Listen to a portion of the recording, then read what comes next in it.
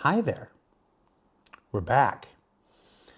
Yes, take a moment and accept that this is my actual face. I apologize to any children and small animals that it may frighten. It's my parents' fault. So I've got a little bit of a speech here before we begin. Let's see if I can get through it without messing up. Probably not. It's a new year, and those that have followed the project for a while can tell you that the first couple months of any year at CIG is a period of examination, of planning, and of taking those triumphs and lessons alike from the previous year and using them to chart an improved and refined way forward for the continuing development of Star Citizen and Squadron 42. So far, so good.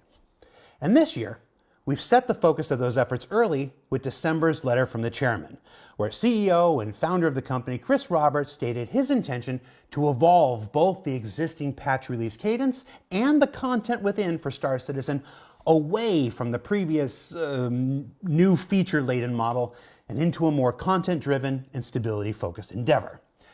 So, sitting here right now, what the hell does that really mean?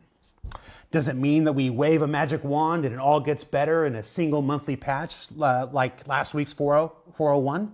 No, of course not. Does it mean holding patches back for 3, 4, 5 months at a time with no new content until there's a perfect release? Not quite, because we still need to make new stuff to feed the beast, and as many of you already know, while PTU and Tech Preview have their valuable and essential uses, they will still never reach the concurrency numbers of Live Alpha. And it is all too often the stresses of that high concurrency Live Alpha that ultimately reveal the true underlying sources of problems beneath for a project like this. So, if patches are going to keep coming no matter what, then what's actually changing this year? So like everything else in Star Citizen, I'm certain this too will continue to expand and mature as we move throughout the year.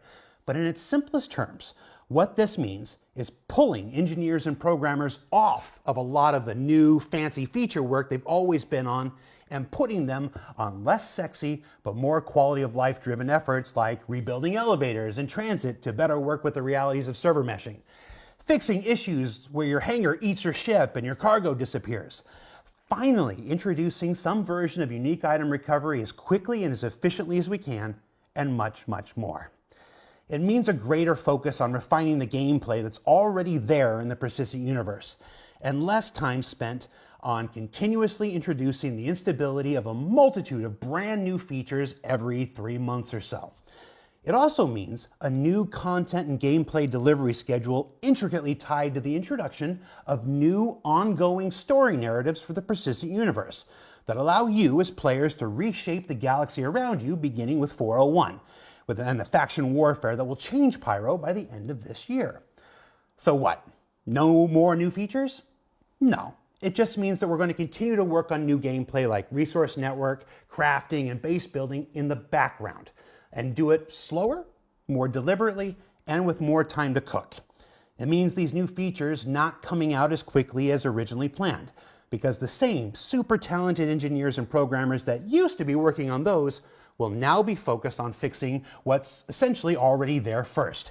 And when these new features are ready to do so, they'll go into expanded, dedicated tech preview testing instead of the PU to ensure their functionality and stability. Ultimately, this year is a recommitment to our desire to make Star Citizen a place where everyone can live out their sci-fi dreams, whether they're industrial, commercial, civil, impartial, or controversial, simply about traversal or other people's dispersal, but always universal and hopefully with little to no reversal. And to do so with an ambitious monthly patch cadence, focused on content, not features, that we hope brings with it new places to go, new things to do, and new fixes to the issues that have often hampered the experience in the past. I got cute there for a minute, so I'm just going to explain it again just to be clear. Monthly patches with little to no brand new features causing brand new instabilities, instead full of progressive bug fixes and refactors that will build over time, and with new story-driven content primarily utilizing game systems already in place that will continue developing the stories of Stanton and Pyro and beyond, of factions and sandworms and science run amok and more, including new in-game adventures and discoveries along the way. And that last part is super relevant to you and me and our relationship, and why I'm talking so much right now. Quiet. That's not true. I've never needed a reason to talk this much. With this next evolution of Star Citizen's development meaning a more content-driven, in-universe experience, and with big feature work taking a back seat to fixing what's already there and then moving into the public tech preview development environment once it's ready farther down the line, so too must our weekly video offerings change. And to preserve that discovery of new story, to evade spoiling the outcome of new content, and to avoid doing 5 weeks of consecutive shows that all basically say, every engineer is working on elevators in transit right now, we're making changes to the weekly ISC and SCL content and cadence. So like everything else that continues to evolve and change as the year goes on, we'll be bringing Inside Star Citizen and Star Citizen Live together on Thursdays. We're going to be adding a new Behind the Ship series and alternating between them as the stories we want to tell each week demands. For instance, last week was BTS Fortune on Tuesday. This week, we're having Chief Technology Officer Benoit Beauséjour, who's sitting patiently to my right here on SEL, for an in-depth chat about 4.0 preview, why it was done and how it helped the project, how we used to work, how we're going to work going forward, answer questions about this new focus on stability going forward, and I've even pulled an extensive list of JIRAs that we're going to go over to find out what the heck is really going on with some of these persistent bugs. And then next week, you'll get another BTS show on the upcoming Super Hornet Mark II on Tuesday, and then an ISC on Thursday, where we'll dive deeper into what the content-driven side of this new initiative really means. We're going to recap the story so far and look at how the storylines of the Precision Universe will begin to take shape later this year. We haven't even started yet. I almost missed my mouth. So like the recent cancellation of the Lunar New Year free flight was done to avoid further destabilizing the current Star Citizen experience for our players, this change to our programming will provide a multitude of benefits for our players and developers, allowing us to preserve the full experience of the content work for a proper in-game discovery by you, but just as importantly, letting the devs keep much of their focus, frankly, where we all think it should be, on making Star Citizen and Squadron 42 everything we all want it to be. And with fewer distractions by me, the guy they've all come to fear and dread whenever I walk over to their desk. Except you. You don't get to escape. You're mine. Now, there will still be videos dedicated to the making of Star Citizen, just fewer than before. There will still be new ships added to the verse. Most will just use existing gameplay systems to avoid creating instability wherever possible. There will be more patches than ever before, approximately once a month. We're currently counting about 10 over the course of the year, full of bug fixes and new story-driven content, and there's going to be fewer big-ticket features that we're used to in the past being introduced until things are shored up. In short, too late. It's going to be a very interesting year to be certain. And yeah, this is a lot of talk, to which I'm just going to say, yeah, this is a talk show. It's what we do on SEL. The ultimate proof of these efforts will be seen little by little, month after month, over the course of this entire year. And we hope you'll join us and continue to support us on this new adventure towards a more stable universe. So with that, I'm going to take a drink and we'll get started with the show proper. Roll the cue card. The top.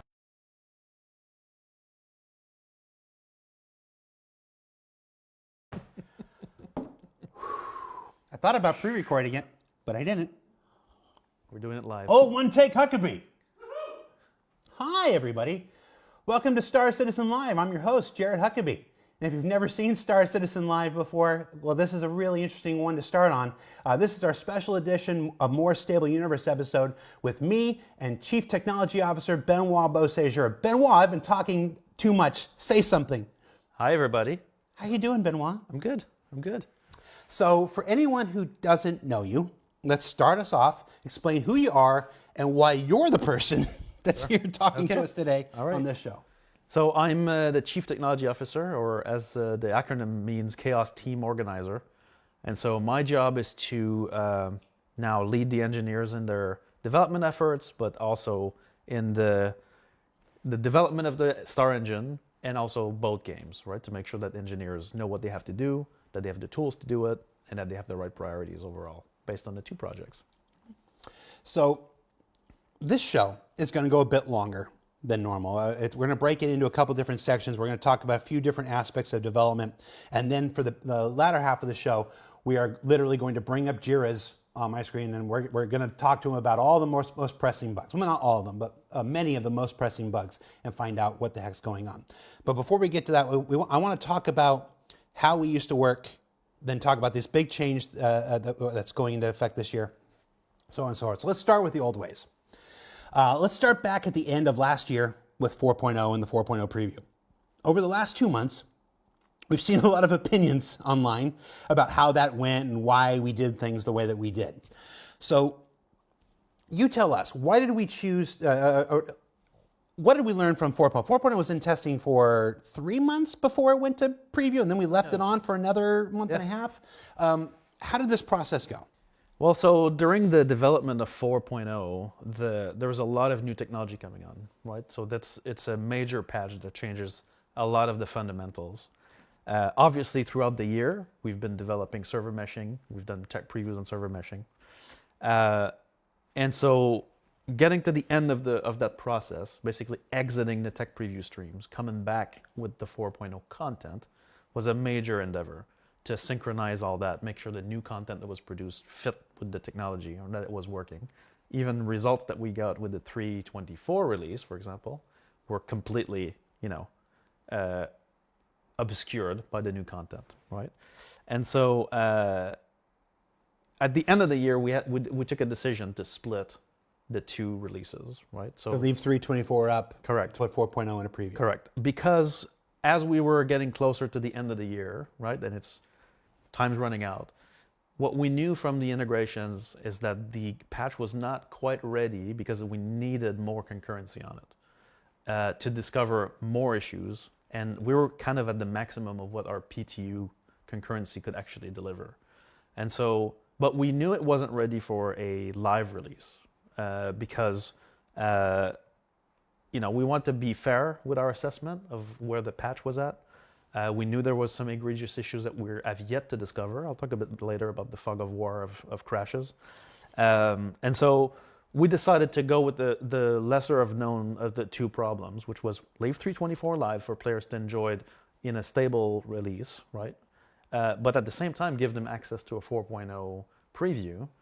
Now, since we had taken the decisions months ago that the 4.0 patch was going to be a full wipe, that gave us the ability to basically preview the patch, but allowing you guys to keep your persistent progress in the preview as we move up to, at some point, bring 4.0 on the live environment. So overall, I think that was a very difficult decision to do this option for us, but I think it was the best for the project because it allowed us to de-risk a little bit the .0 initial release, which had a lot of issues even during the preview.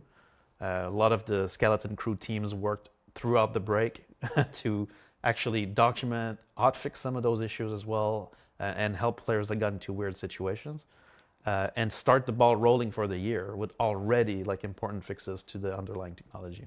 So 2 follow-up questions to what you just said. You said that the clock was ticking. Yeah.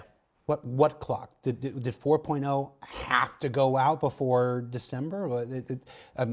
That itself is a decision that was questioned by many people, internally and externally. What is this clock you were talking about? Well, in this case, it's like our project is different from other game projects in that we need to release the code at some point to be able to move on to bigger projects. And the PTU is a great process for us, but it does have its limits. At some point, we gain nothing from additional PTU builds because things function well at that level of concurrency. And we need way more concurrency to go up. Even when we plan patches, we know at which moments in the PTU we'll have concurrency, and we try to maximize those. For 4.0, we kind of ran out of gas of attention, and so we needed to get this additional hump over the edge to get the technology out, bigger concurrency, and the ability to fix it in order to then plan for the release. So you said things run well. Not everything was running well, No. but it's what we've said before. It's what I said at the beginning of the show. Sometimes you can't find those underlying problems that are causing it to run less than well until you get that concurrency up. Right. So to that end, wouldn't it have made more sense to just take 3.24 down and force everybody into 4.0 like we've done every other December in the past? Right, our typical decision. Typically, was to just go for it. Right. In this case, I think shows a change of mentality, which is that we're trying to respect our live environment a bit more. And so the decision was taken to just allow players to keep playing 324 as even a fallback or as their primary play environment if they preferred, while you could jump on the preview experiment and then just see, try the new content out, but then always have your stable experience to go back to. But realistically, Sure.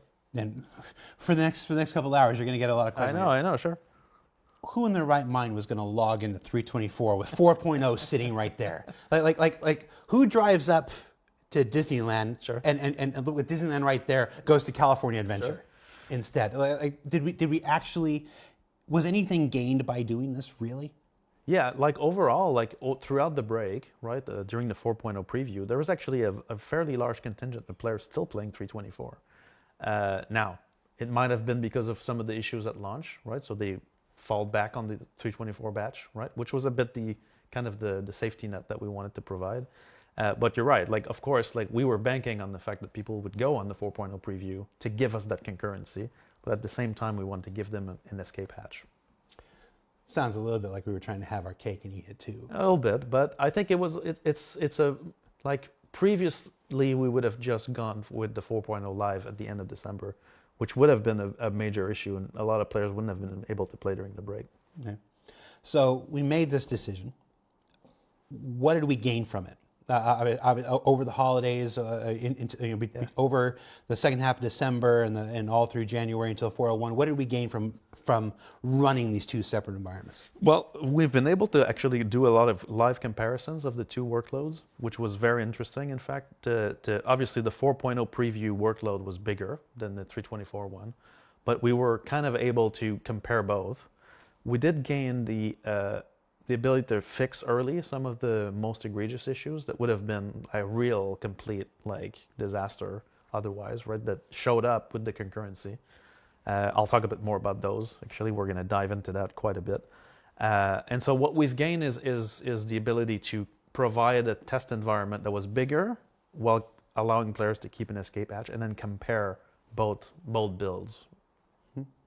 So that's the preview versus 324. And I wanted to get that out of the way. But let's go back to just 4.0 itself. Yeah. 4.0 started testing, I think it was in Evocati in October.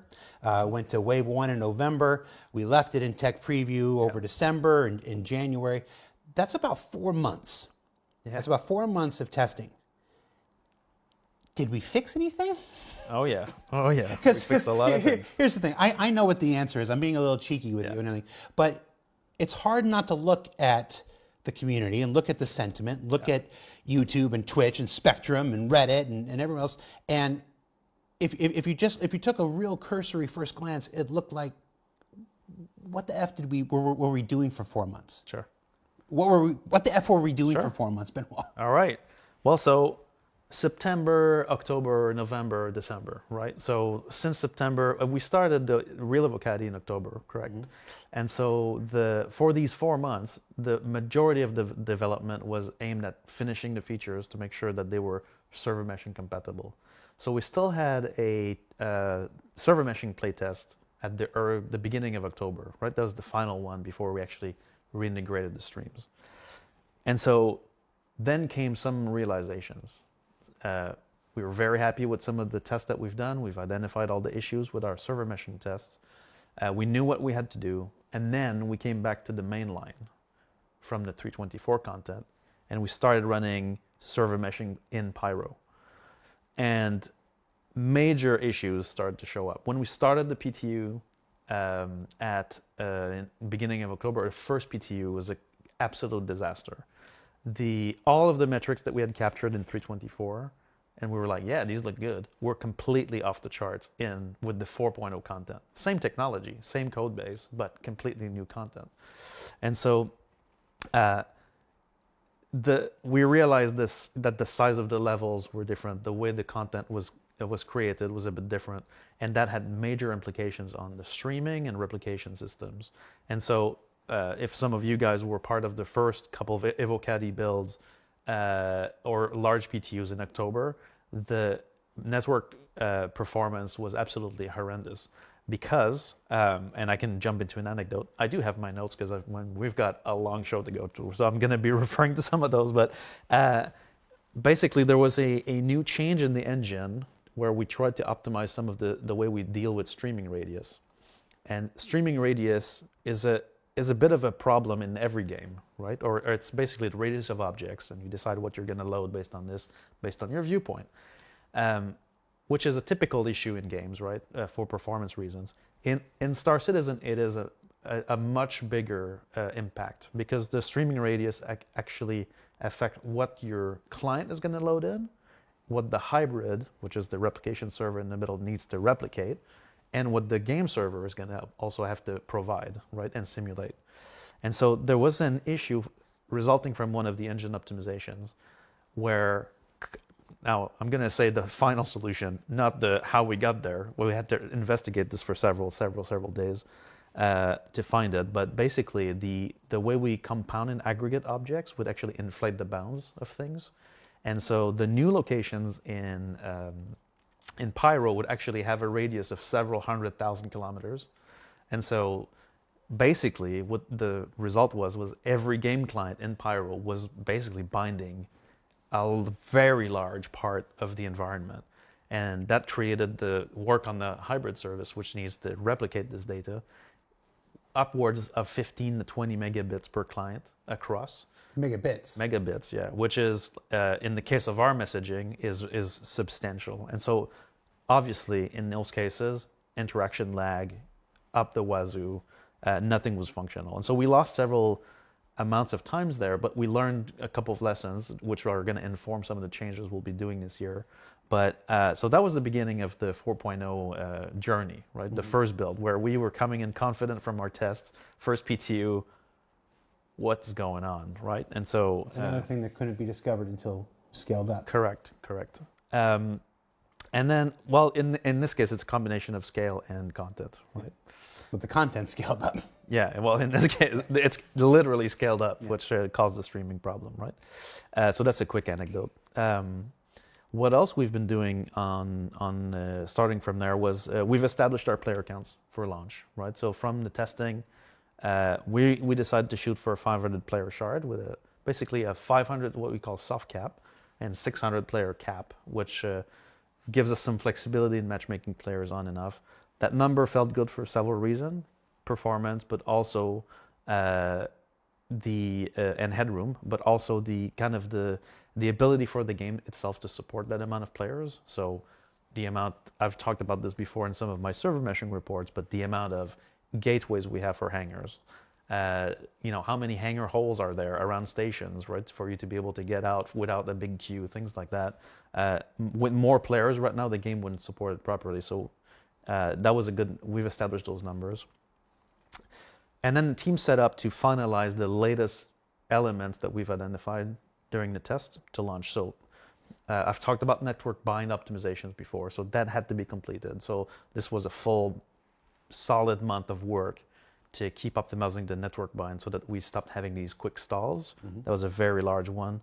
Another piece of this was the teleport API. Now, I know that sounds, what is this magic, right?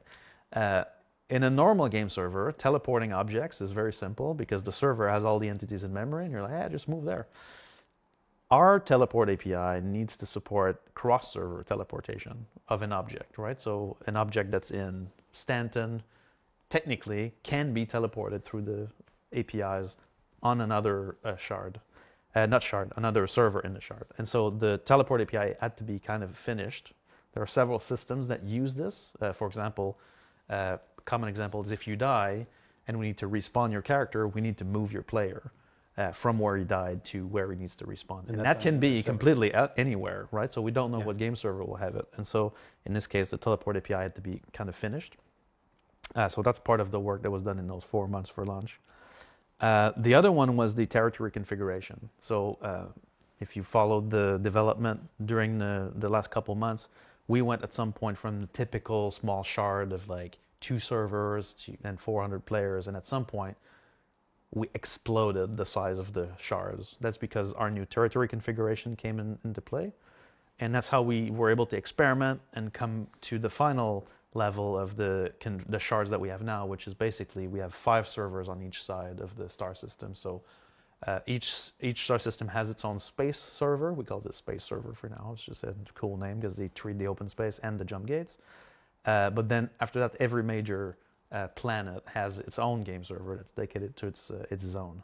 And so that really opened the shards up, and we were truly now in full server meshing mode. Obviously, a lot of issues came from that, not from the configuration, but from having more servers would have ripple effects on how the entity and the game would actually behave. So we had to touch that. We also identified something that we were not able to finish for 4.0, which was the culling of instance interiors. So, and I'll talk a lot more about hangars later, but basically, when you hear someone in another hangar, that's network instance culling, right? So we'll talk about that in a bit. Now, one of the big fears that we had for 4.0 was that, of course, it's the debut of server meshing. It's a brand new, deployment for the game. It's a lot of technology change, but there's always a subtext that performance is going to get better if we go server meshing, right? And the reality is the initial test showed that it did not. Now, not because of our assumptions were incorrect, but because, as always, when you don't completely drive on the performance, it tends to get worse. And so we mobilized everybody, like the entire company, basically, all the engineers, right? Where we started a series of, I called them Joker card initiatives, right? So several teams during the last push received the Joker card. And what that allows them to do is to cut the red tape. So, for example, the network team had the Joker card. They could request anything from any team and get priority. And that allowed them to really move forward on their changes and their fixes. And so we started a bunch of those Joker card initiatives on performance specifically. And so every single day we would take captures. We would review hundreds and hundreds of captures, identify code parts that needed fixing, and then literally without a big process, right? So we've cut the process down. You talked about JIRAs earlier, right? This part of the process, no JIRA, right? And we just called out, here's a performance hotspot.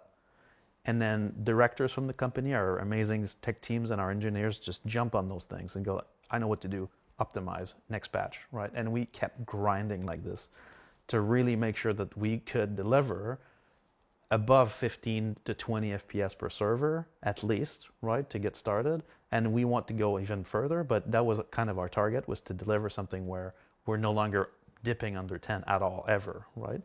And so, for example, the AI team discovered through this process that there was a very large navigation mesh generation that was directly on the main thread that cost us 15 to 20, sometimes milliseconds, which is, the frame budget's 33, right?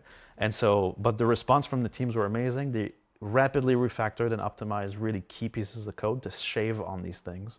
That made a very big difference. Out of these Joker card initiatives, I'm going to jump into the important ones. Physics is a very big issue for our servers. I've said that before. Not because our physics code is terrible, and in fact, it's great, but we demand a lot from it. And we started to look into, well, what's going on here? Why is it costing us so much? And so we really profiled on that side quite a bit together as a team. So one of the things to remember here is that our bugs persist, right? If I don't think anybody's going to forget. But, well, they bugs persist. persist. And so, but what I mean by that in this case is, if I spawn an object, intersecting with this desk, right? In any other game, when the map reloads, these objects are no longer colliding and we're good, right? In Star Citizen, those things will stay in complete intersection in the database and in the shard and in its persistence forever, right? And the physics code tries to solve this, right? And that's what's costing us performance in big parts, right? And so we started this Joker card initiative that we call the Physics Expensive Event Resolution.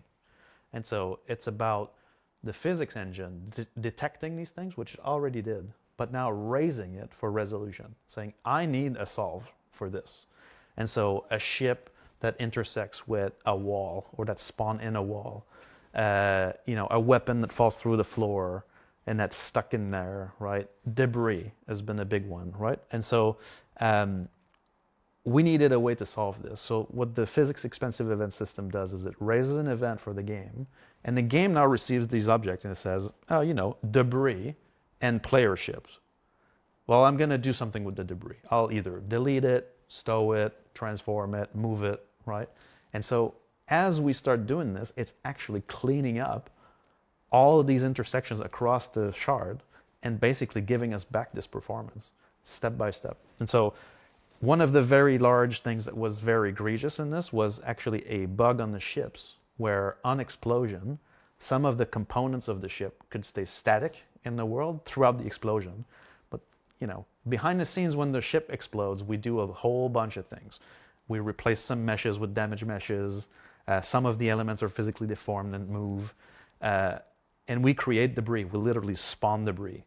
Now, if those components stay static and we spawn debris, we're creating intersections, debris straight intersection into these components. And so that was a very big part of the problem. We fixed that bug, but we also added a system to basically raise the issues with the debris so that they could be cleaned up automatically. Another one was the AA turrets. So, as you guys play, you destroy these AA turrets at the key locations, right? And there was a problem with the setup of these AA turrets that when they died, in the same way as a ship when it dies and the components detach, right? The AA turret had an issue in its setup where it would go like this, but overlapping each of each other. Basically, every time someone killed an AA turret, we added to the server load forever. And so obviously, now that's being evicted completely from the system. Somebody in chat is like, you can destroy the turrets? Sometimes. So yeah, they might destroy you first, but Yeah. I want to jump a little Yeah. ahead here. Just I don't want to get too far in the weeds. Obviously, all this stuff is super important. I've seen some numbers floating around in some various chats about how many bugs and how many fixes were actually resolved over the course of those 4 months. I asked you to look into the numbers. What were the actual numbers? So for 4.0, between 3.24.3 and 4.01, the team have fixed 2,900 bugs in total, but that's over 3,300 tasks. So a bug can require a couple tasks to fix. So in general, that's the number of fixes overall. I'm going to ask a very candid question because Go for it. 2,900 bugs is a very impressive number. But did we fix the right ones? did you fix the right ones? It's obviously those ones were all. Many of those obviously are important. We have a tremendous coterie of directors, all studios around the world who are prioritizing these things, and I'm sure they get us, a couple frames here, or they solve an issue that's going to affect those 10 people over there, and stuff like this.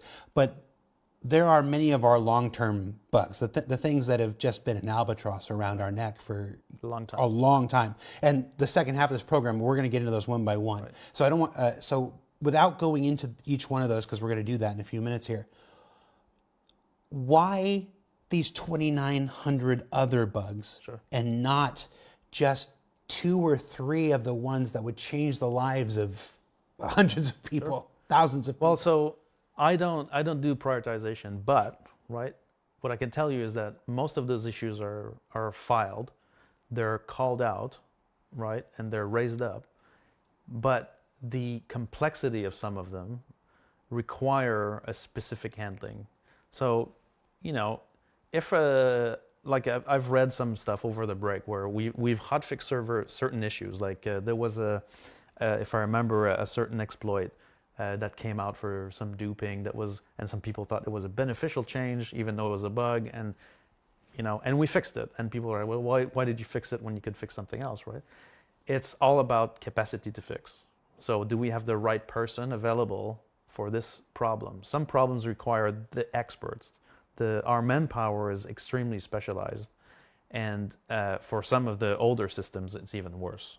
I call those the sandworm kind of feature, where basically, I've called them out before, but ATC, ASOP terminal, hangars, and transit are 4 of the systems that are always, oh, I'm just going to do a quick change. Never happens. Never a quick change in those systems, right? Yeah. And so... I want to jump in here. Yeah. Uno Mas in Twitch chat is yelling in all capital letters, "You are the experts!" True.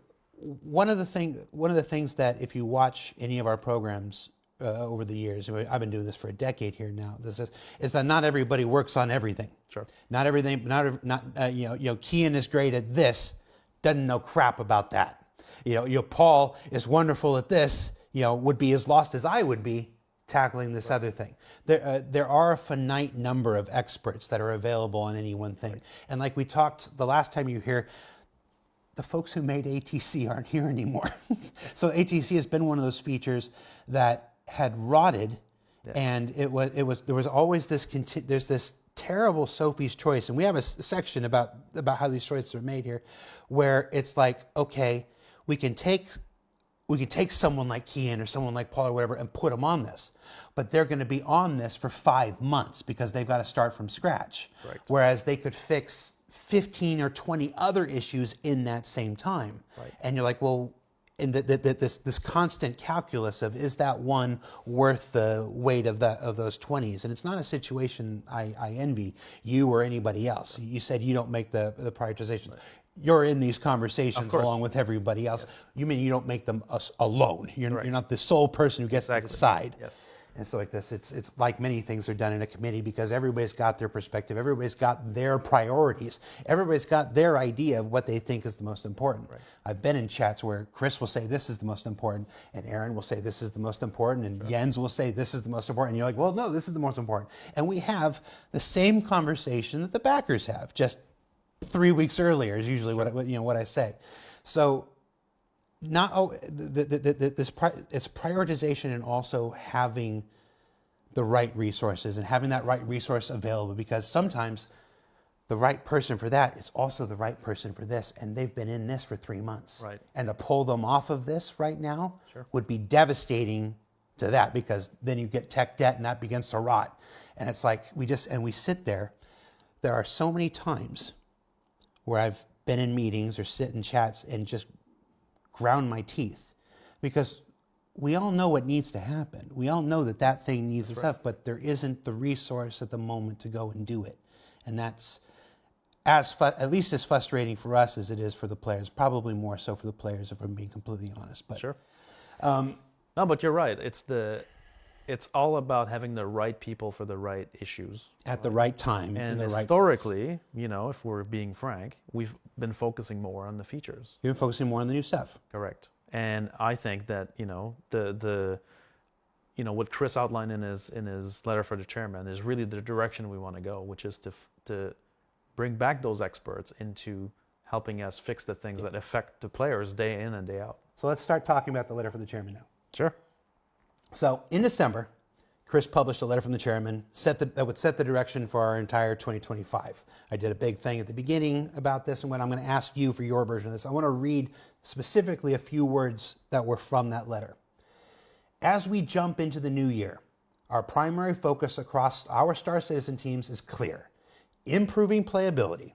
Our drive for playability surrounds 3 critical areas: performance, stability, and content. No features in there. We understand that the live environment must be far more reliable and consistent, and we are determined to deliver on this. The sentiment many of you have shared, and one we wholeheartedly agree with, is that if the current game, as it stands today, ran smoothly with fewer obstacles and bugs, it would provide an unparalleled experience. Over the years, we've experimented with different approaches to improve quality of life and tackling tech debt.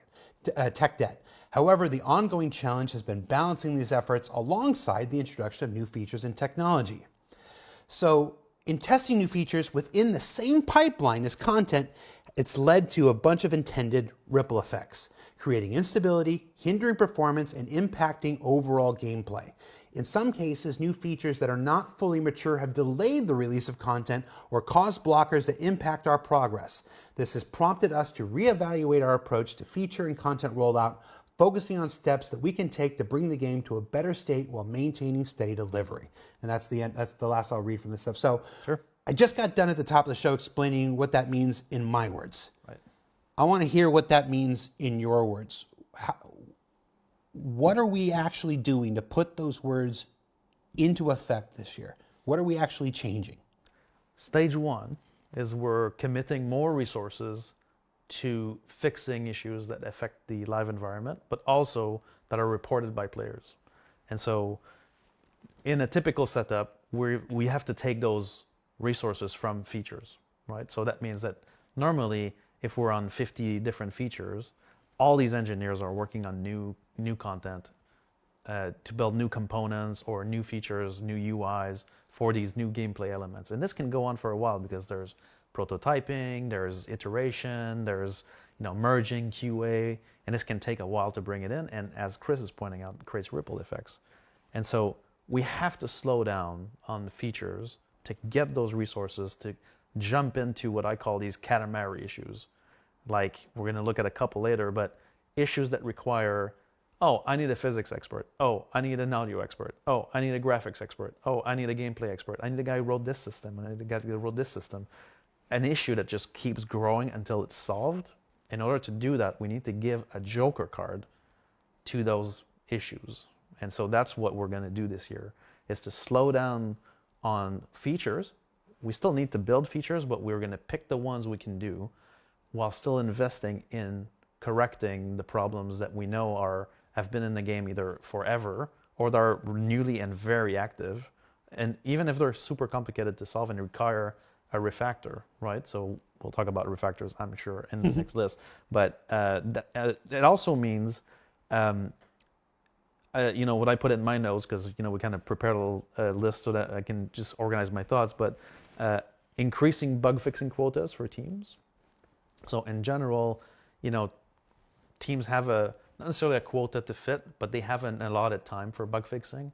We're going to try to jump that by a lot so that we can actually jump on more bug fixes that matter. That's the thing that's key, right? Even though we fixed 3,000 issues, there are maybe 15 or 20 or 30 issues that are really affecting players day in and day out that are bugs or defects that must be resolved. And so we've put that in a list called the director's list. So every director has a chance to basically flag an issue in their domain and say, I'm going to need a joker card for this issue, and it needs to be solved, right? And so that list is also going to transform itself into a release criteria. So, typically when we do a PTU, we're going through these waves, right? The process at which we go to the next wave is always a bit, it looks good. We look at metrics. We look at, disconnects and stability in general, but we don't necessarily look at quality of the game specifically because we're in development. And so it's always been a bit different for us. But I think that we need to change this process for us to move away from being an alpha game. We need to start moving away from the word constant development. In order to do that, we need to professionalize our criteria for launch. And that means that director's list needs to go down. It needs to get the solves that it needs. And those become criteria to move forward. Now, we're going to have to make decisions because we cannot fix everything out at the same time. Again, it's a question of resources. But the goal is to make a significant dent in that list, even if it keeps going up there. You said take or increase the number of engineers and programmers. You're not talking about going out and hiring 100 new people. No. You're talking about the people who were working on base building, the people who were working on crafting, the people who were working on resource networks like that. It's about taking those seniors, those people with the experience, the one that Uno Mas said, the experts. It's about taking those experts and pulling them off the new feature development, Correct. and putting them on the less sexy, stuff like, hey, fix an elevator. That's an example. It's right? okay. All right. So I want to talk about the three areas that were covered in the letter to the channel. We'll start with stability. Yeah. So I know this is going to sound like a simplistic question, and there are probably lots of Star Citizen. I can see them in the chat right now. JJ Land 614 says no one cares about bug fixing. Is everybody right? Is JJ Land 614 right? Everybody? Sorry, there was no reason for me to do that. Sure. So lots of people who have followed these shows and they know parts of this. I've seen the people in the chat. I already know this because I watch everything. This is a show for everybody. Right. What does working on stability really mean? What is we've had a lot of platitudes here, and sure. Platitudes are necessary. They're helpful to explain things, but translate this into real world shit for me. Right. I use my one swear. What does working on stability actually translate into as far as action goes? Well, it translates into aggressively monitoring. What we call internally stability covers like some of the very simple metrics, like do servers crash, right? Or do hybrids crash? Do clients crash? And together, do these cause client disconnects, right? And so all these metrics go into what we call basically stability, but it goes further than that. Those are just basically the indicators, like the big level indicators. What stability is like things like bare bone things, like are you able to successfully connect to the game? Can you log in? Correct. Can you do successful interactions? Like, can you go to your ship and press F to join your cockpit and then not it take 35 seconds? Is it consistent and reliable? Meaning, like, is it like this all the time? Or is it there only sometimes, right? So stability is about consistent and reliable experience interactions. It's also, when we work on stability, we're talking about improving the observability. So teams that, when you guys are playing the game, you have a very immersive experience, and issues that affect you during your gameplay are part of your bubble, right? We need to be able to see those issues from the outside. So from the server side, from the cloud environment side. And so improving observability gives us that, because there are many systems in the game that have not been instrumented to be observed, right? And so sometimes, some older systems, I'm not going to name ATC, are going to have like some hiccups that we can't even see, but players report to us, and then we have to investigate, but we need more observability. So that's working on stability is part of that. Changing systems that typically are problematics into self-healing systems so that they can just repair themselves. So when they get into a case that we know, we just modify the system to make sure it tends towards a state that's functional. And the observability comes into play to make sure that it does function. Working on stability also means establishing budgets. So budgets for errors, budgets for performance. And so that affects everybody in the company. But if we talk purely on stability, it's all about, is the content that we've produced here or the feature we've produced here using too much resources, whether it's CPU, GPU, server calls, bandwidth, storage, networking. So reinforcing those budgets, going about finding the offenders, right, that go above these budgets and chasing them down, solving them. So that's stability work. Reducing error rates, obviously, that's part of it. That's the resulting. And the challenge with working stability is that, especially in light of server crashes, is that it's a fog of war. So you can launch a game and you're like a version of the game, and there's one crash that's going around. We can identify dedupe crashes, right? So we know what they are. So we're looking into one, and then we're like, oh, if we fix this one, it's going to be very stable, right? But then when you fix that one, that allows the program to continue. And then more bugs show up, more crashes show up. So it's a fog of war. It needs a constant care and attention. One thing we've done this year to help that is that we have a much more robust hotfix process that, frankly, we use a bit too much, but it does give us the ability to get some fixes out when we see big problems right away. But it's to contribute to that fog of war. So that's what working on stability for me is. It's all of these issues together. Do the same thing for performance. Sure. Performance is it's a larger one. And so performance touches on both the client the hybrid and the server. The hybrid is the replicant that takes care of the networking. And so performance is about, obviously, frame rate to begin with on the client and on the server. We talked earlier about server optimizations. It's about loading times. So making sure that the load times are acceptable in all kinds of areas. Like, I'm not just talking about the loading screen. I'm talking about loading in assets, streaming in an area, fully initializing a full location, right? That's the load times I'm talking about.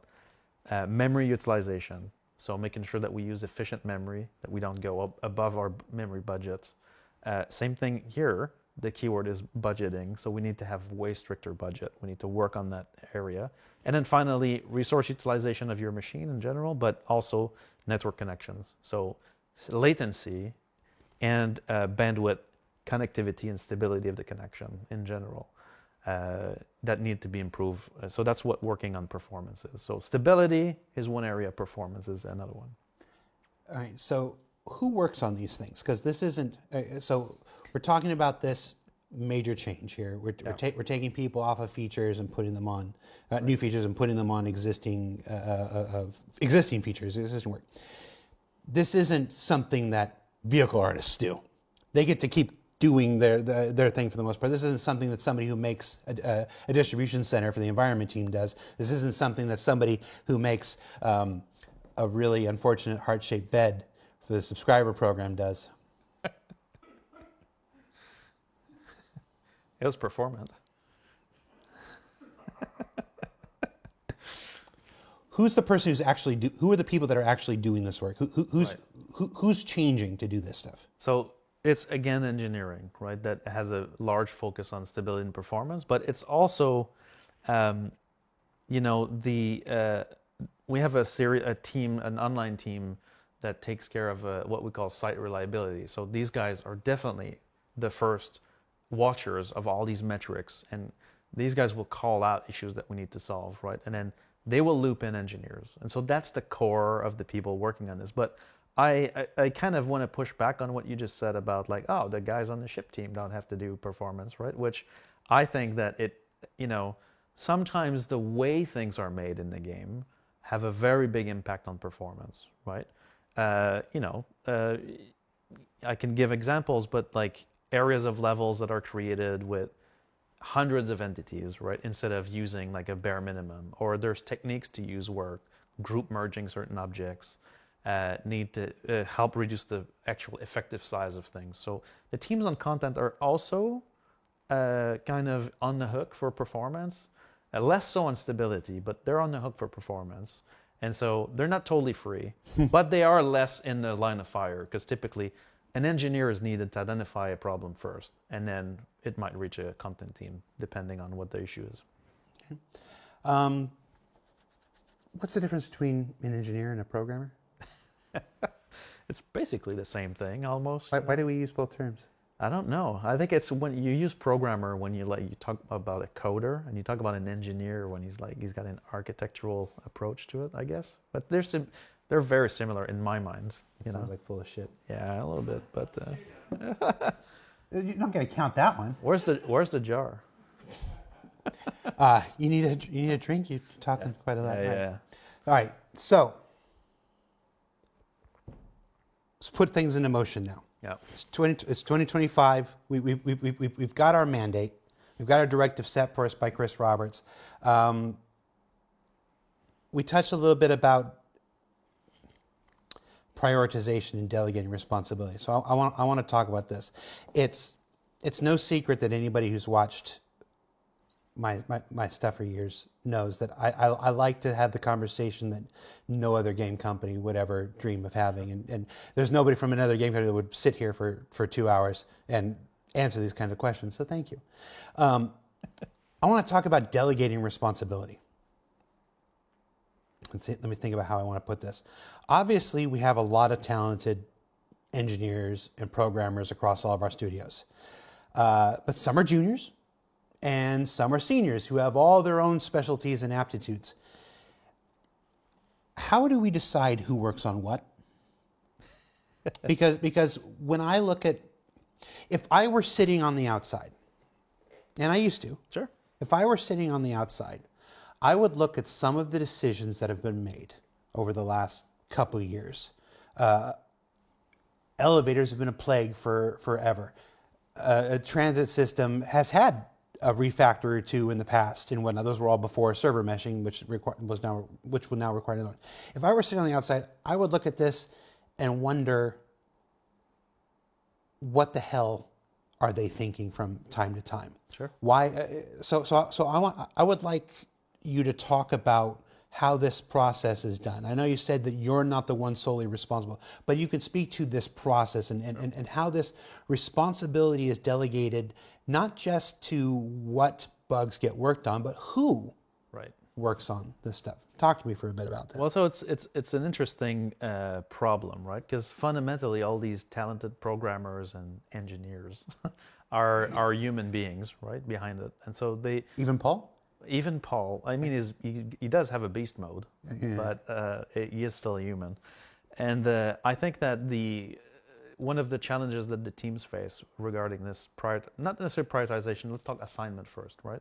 Okay. Is there's a certain level of ownership, right? If I wrote a system, then I own it, right, in a way. And then further iterations or bug fixes on this thing, I will be the best qualified to do it because I know the code. Anybody else that needs to go in this code is going to have a little ramp up, right? And sometimes we can't pay that ramp up, especially at the pace at which, I keep saying that in our project it's different. Typically, we don't release a game before it's in a better state than most games don't run a live Correct. game environment in the middle of their development. Exactly, and that, I call it the cost of shipping, is what hurts us the most, because now any priority issue for the live patch needs to become absolute, right? But so back to assignment, right? So one programmer writes a system, he owns it, right? So we're going to try to go back to this person when there's bug fixes or items to go to. They're going to have the least on-ramp time. Yeah, exactly. But now sometimes it can happen that that's a junior developer. It can happen that it's a senior developer. It really depends, right? Some systems also end up with no owner when there's churn and people leave and there's replacements or people move on. There's a lot of internal movement at CIG where people want to change their specialty and so you want to keep that distribution fair for the people in there. Like, you don't want to assign someone on pure bug fixes for 5 years because they're not going to stay with the company, right? You need to balance this out in terms of how you assign the work. Now, again, I'm not talking prioritization, but assignment, right? Typically, we're going to try to pair juniors with seniors to encourage growth so that these juniors can become seniors and then we can depend even more on them, right? And so that's another constraint, that sometimes you need to spend time from a senior on a specific issue to help a junior on another issue. Sometimes you'll have two people on an issue, not because they can make the baby twice as fast, but because that's how you train that junior to become senior. And that's one less person that could be working on something else. That's right. Because this is part of their training, this is their growth. Okay. Correct. There's also, so we talked junior, seniors, right? We make it simple, but there's also leadership, right? So lead developers, like, I don't know, most people know this, but the lead developer is not necessarily the best developer of the team. Wow. Name names. No. But the lead's responsibility is management, right? It's making sure that the issues move and that our plan of action is sound, that it's vetted, that it's, code reviews, make sure the quality is there, but also just orchestrating the team, right? So typically a lead should spend roughly 40% of his time doing management on the team, right? So leadership is also a key element in that. Even if you pair people and you have a million things going together, what is the drumbeat is the leadership, right? And so you need to have all those combinations to be able to have a healthy engineer team. And so you want to avoid overburdening as well. So sometimes you have some developers that come into the company and they're really good, right? But they're juniors, right? So they're learning fast. They have a lot of energy. They're going for it. And so path of least resistance, we're going to go like, oh, well, look, can you look at this? Can you look at this? Can you look at this? And at some point, that person's overburdened. And we have to release our patches, so time constraints come in. And so code quality goes down, right? and that's an issue we have to battle every single day. Now, we had to release our patches with those features in the old system. You're referring back to how Yes. how we did it before. Yeah. In this new system, in this new way, it's a patch every month, but it's what is ready to go into those patches. We've said some version of this before. Sure. And let's just be super honest. We haven't been super good at sticking to the philosophy. It was after 3. I think it was after 3.0. It was after that really long wait for 3.0, where some of us had to grow a really stupid beard. Yes. That it was okay. We're no longer going to wait for features anymore. We're going to do this quarterly patch, and then if a feature isn't ready, we're not going to wait for it. It gets pulled out. And we're like, we weren't so good. The famous at go no adhering go to- process. Yeah, we weren't really good at that. Which we internally called the go go go process. Yes. Which we moved away from. I'm very happy to hear you admit that the go no go process was a bit of a joke. It was the go go go process, and it's because there was this mentality here where we thought that we were a feature driven project. Every patch people expect X number of features to be in there. We have to make these targets in order to keep people engaged and stuff, and it was just this Ouroboros of shit. Oh God, that's 3. Where we were constantly chasing our tail and not getting where we needed to go. Now, that's not to throw the past aside. No. We're super proud of what we've accomplished here, but there's a point where doing the same thing year after year, The same way. the same way, and we always made changes here and there, and expecting a different result is the definition of insanity. So this year, and this whole thing that we're talking about today, and we'll talk more about it on ISE next week, is it's time to try something different. Now, this is incredibly scary for us. I'm gonna go on the record and say we have been a feature-driven project since the PE was first introduced in 2015. We doubled down on that after 3.0 at the end of 2017.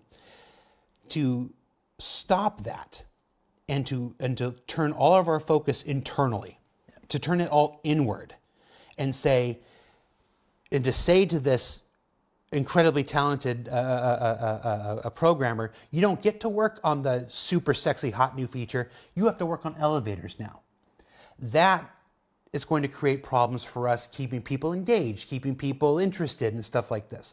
That's when patches come out, and when we get to April or May or whatever, and people are like, where's my new feature? We haven't had a new feature in so many months. That's going to create problems for us on the marketing side and stuff like this. This endeavor is going to create struggles for us in how we position the game, and how we market the game, and how we attract players to come in and play.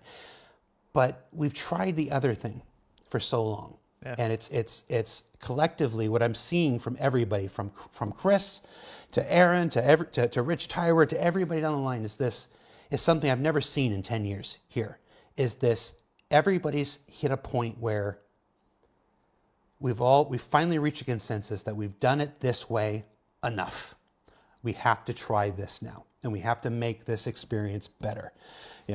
Famously, we were watching a big streamer jumped into game on Friday, had like 17,000 viewers, and 17,000 viewers were just watching him fall into an elevator over there, and it was just like we had already made this decision. Like, this decision has been in place since December, but we were all just watching, going, "Man, this can't come fast enough." So this is scary, but it has to be done. I want to ask you another question about this assignment and the priority stuff. I just touched on it. Say you have something unsexy but super critical, Right. and the fix is a long and tedious process, rewriting the transit system, and it's going to tie someone up for the next 2 or 3 months while they work. Maybe it's longer.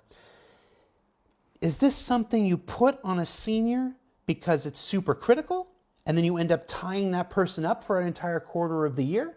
Or is it something that you stick a junior on because you need that senior doing 3 other things instead?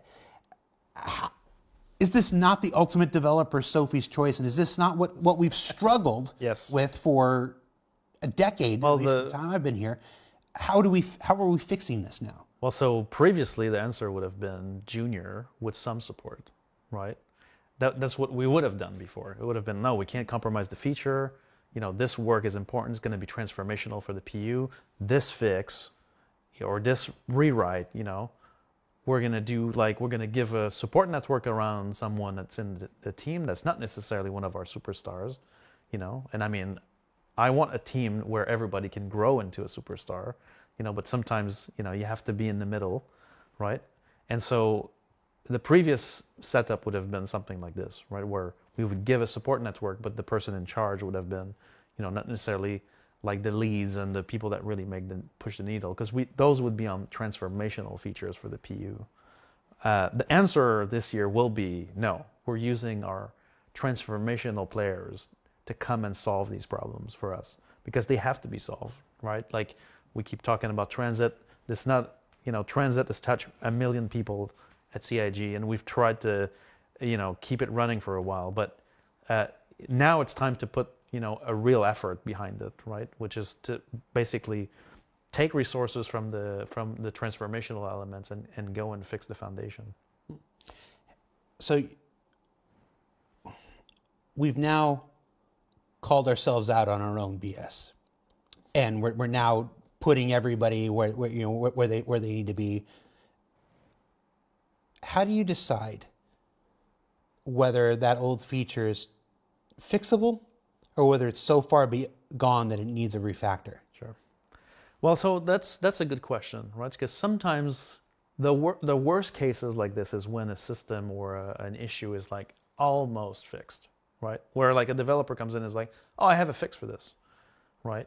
But what we need to do now is also look at these features to answer that question, which is the way the feature or the system was constructed compatible with what the PU is going to be, or what the technology behind the PU will be, which is a combination of the streaming technology that we've built before that has been a very complicated and complex system, even on its own, without server meshing, and then the systems under streaming and server meshing together.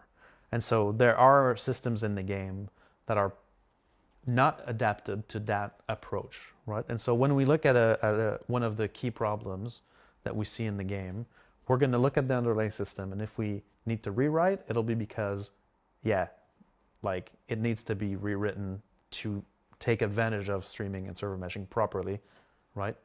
Versus trying to patch and kind of cobble it together, right, to make it work. So that's how we make the decision, is really we're going to have to look deep in all these things to decide which ones need. We've already done some of it, like we're calling out some stuff already. Yeah, I literally saw a meeting earlier today where you're literally presenting every single engineer in the company, and say, okay, it's like, and it was a collective effort. It was okay, so it's where do we put this person? Where do we put this person? I've never seen in the time that I've been here such a granular kind of overarching, okay, no, we need to reevaluate everything. All prior assumptions are done.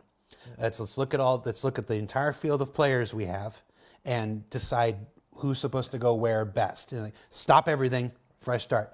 That leads me to my next question here. So we're a company of near or over 1,000 people. I can't keep track across the studios in the world. But there's still a limited number of these engineers and programmers in the company. Delegating them between these tasks is hard enough. Yeah.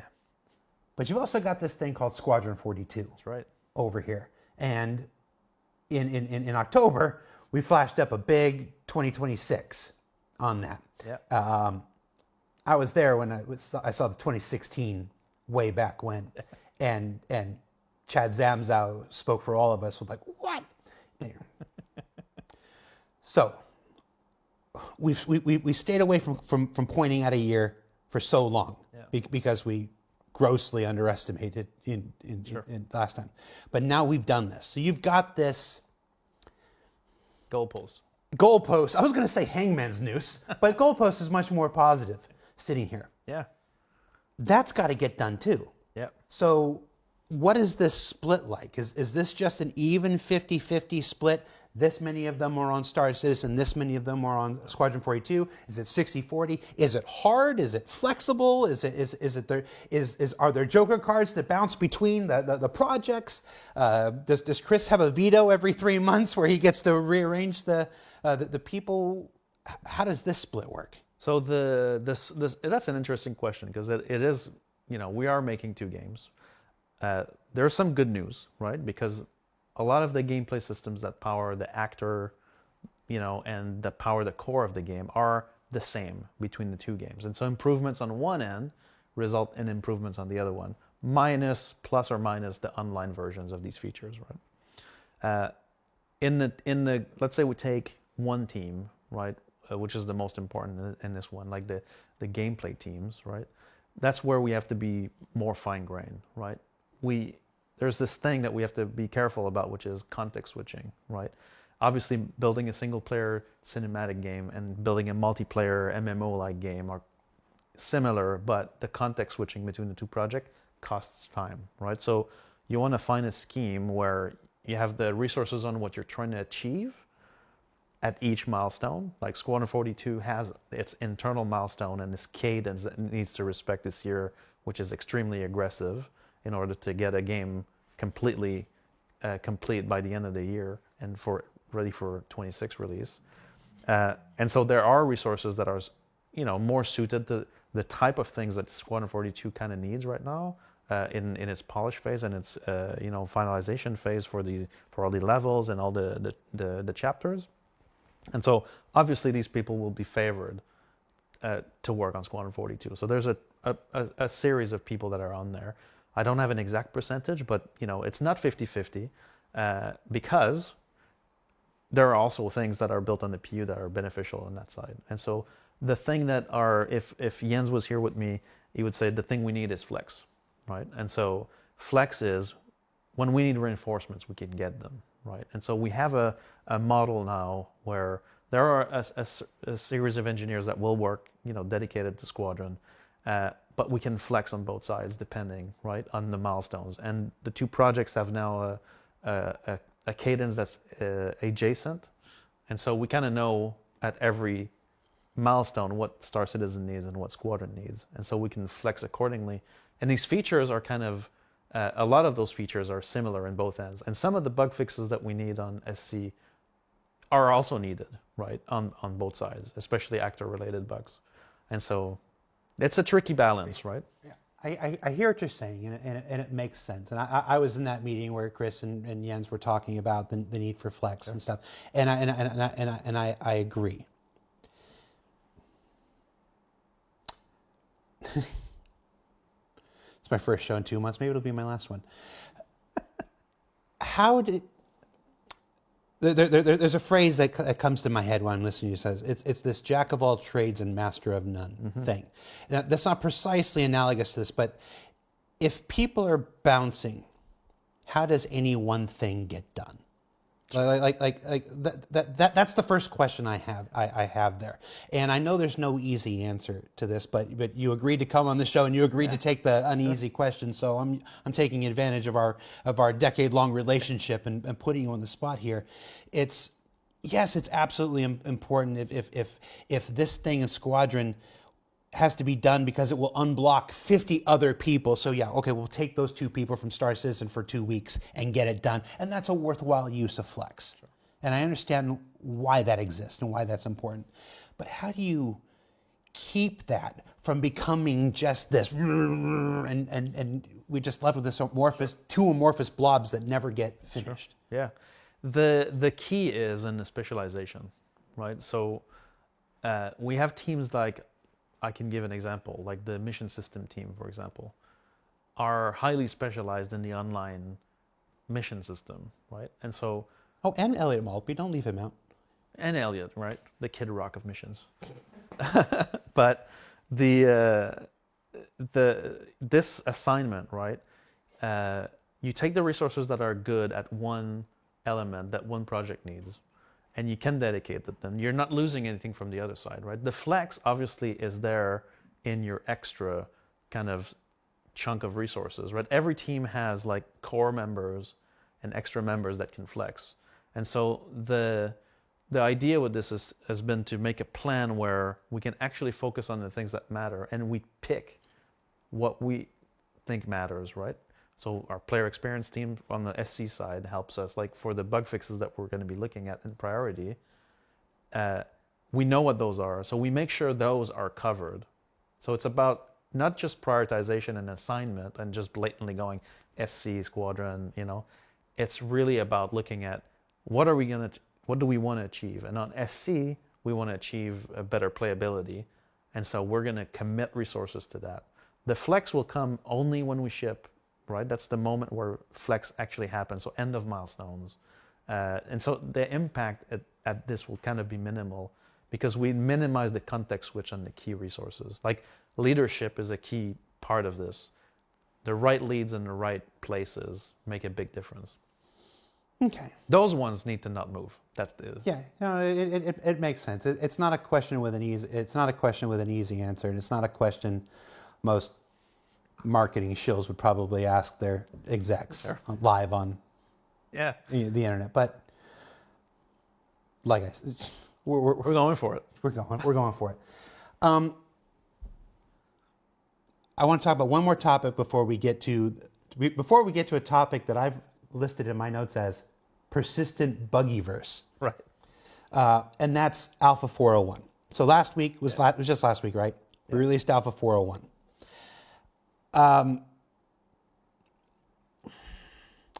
I saw people online, people that, if I'm being as frank with those people as I am with you, probably should have. Some people expected the silver bullet patch. Like there was a letter in December, and they thought in January there would be a silver bullet where everything was fixed. And I personally find that expectation a bit silly. On the flip side of that, though, these are people who have been waiting. Yeah. They've been waiting a long time for us to figure this out. For us to have for us to come in from the cold and realize that so many years of doing it this way, it's time to switch to do it this way. So I understand the frustration and everything is justified, if I'm being completely honest. It was not a silver bullet patch. Sure. This 402, it might even go to PTU today or tomorrow. We're here, so I can't see the chats that they're trying to put on PTU. For the end of this month, will not be the next silver bullet either. Right. As I said at the beginning of the show, this will be a thing where month after month we patch without new features, but just new content built on existing features and bug fixes, and slowly we start changing the temperature of the water, of our persistent universe. What was my question? It sounded good anyway, but I'm sure I was going somewhere. Is this the approach? Is this when can we start? So I see what I read, and what I read is what I wrote for myself is dumb. I don't want to go ask off that script. question. I want to. 401 did not solve all the problems. No. Is it a legitimate improvement over 4.0? In many areas, it's a drastic change. Yes.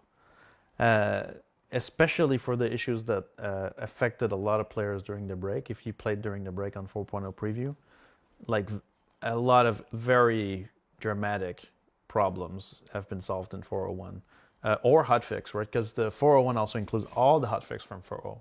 So it is fundamentally, a better patch, but it regressed in key areas that are very problematic. Yes, I'm looking at a chat right now. Very drastic. Yeah. With a lot of emojis. From the observability standpoint, right? I think that in terms of the forward-facing elements of the patch, we have regressed in 401. But from the infrastructure level, we have actually made a step forward. And so it's a 50-50 one. It's a 2 steps forward, 1 step back kind of thing? I would say so, yeah. And the 1 step back just happens to be the part that the players see? Correct. Yeah. Okay. I know there's we're about to jump into this. The buggyverse. Just I'm on the verge of something here, and I'm trying to figure out what it is in my head, what I want to say here.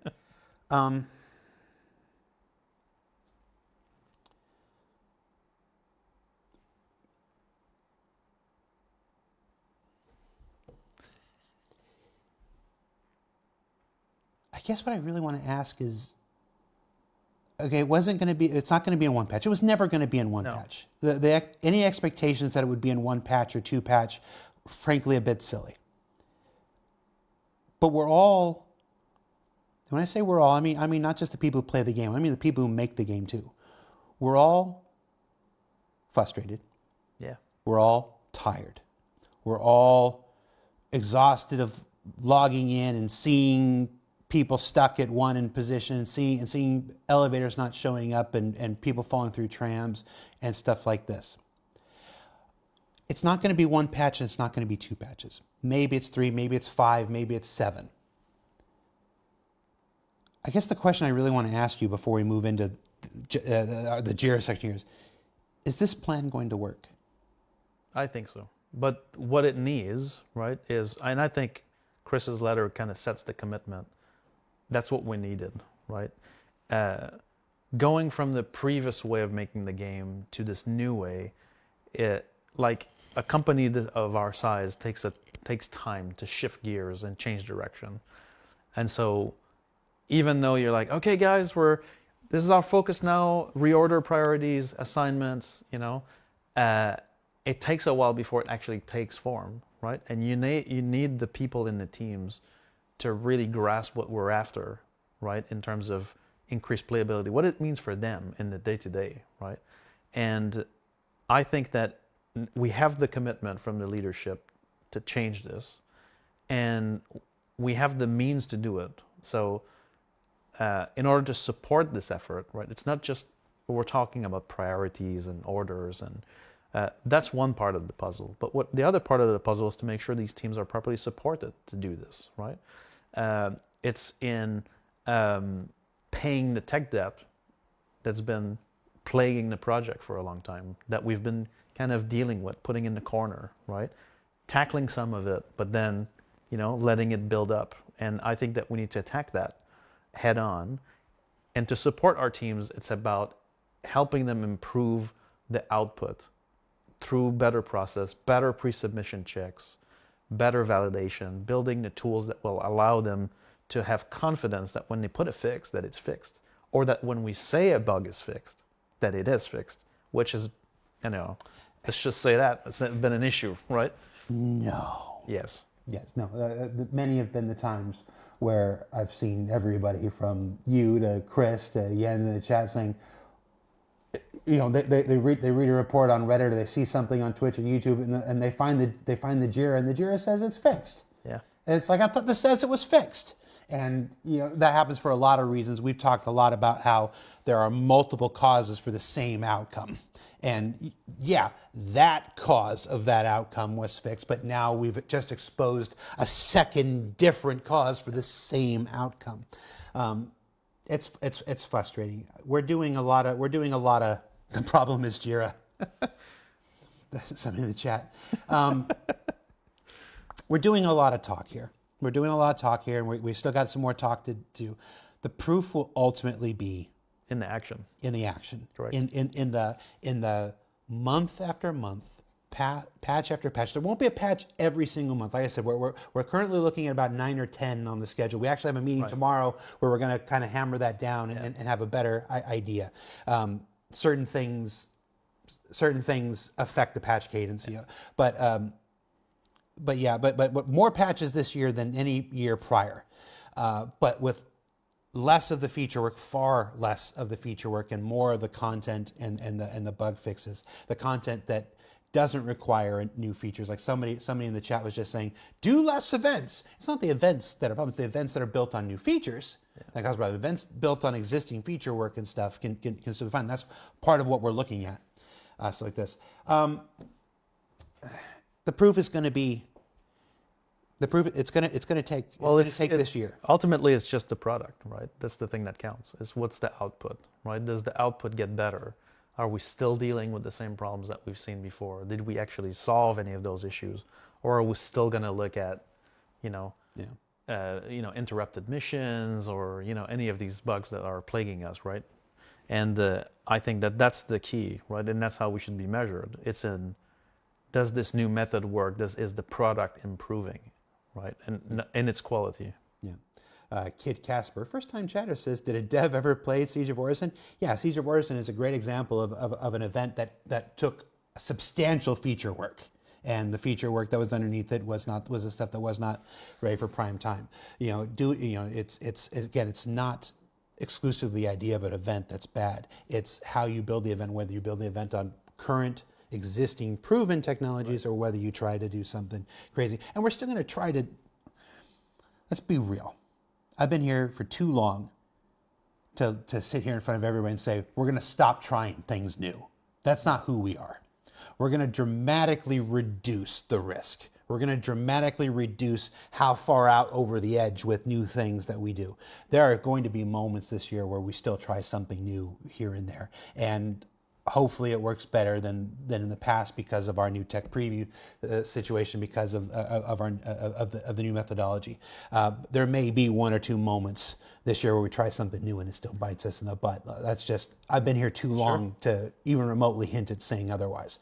But on the whole, what I've seen from people at every level this year is something I've not seen in the 10 years I've been here, and that is this collective realization that we have to change and stuff. So I'm more hopeful for this year than I've been for other years.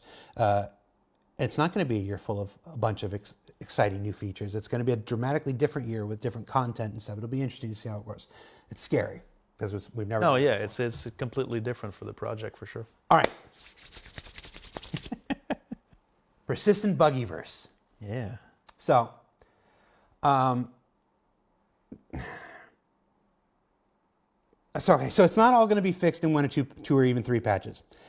But if I'm allowed, I think I can speak for everyone in the community when I say what the F about some of these long-term issues. So these long-term existing issues that have plagued the game since 3.24 or longer.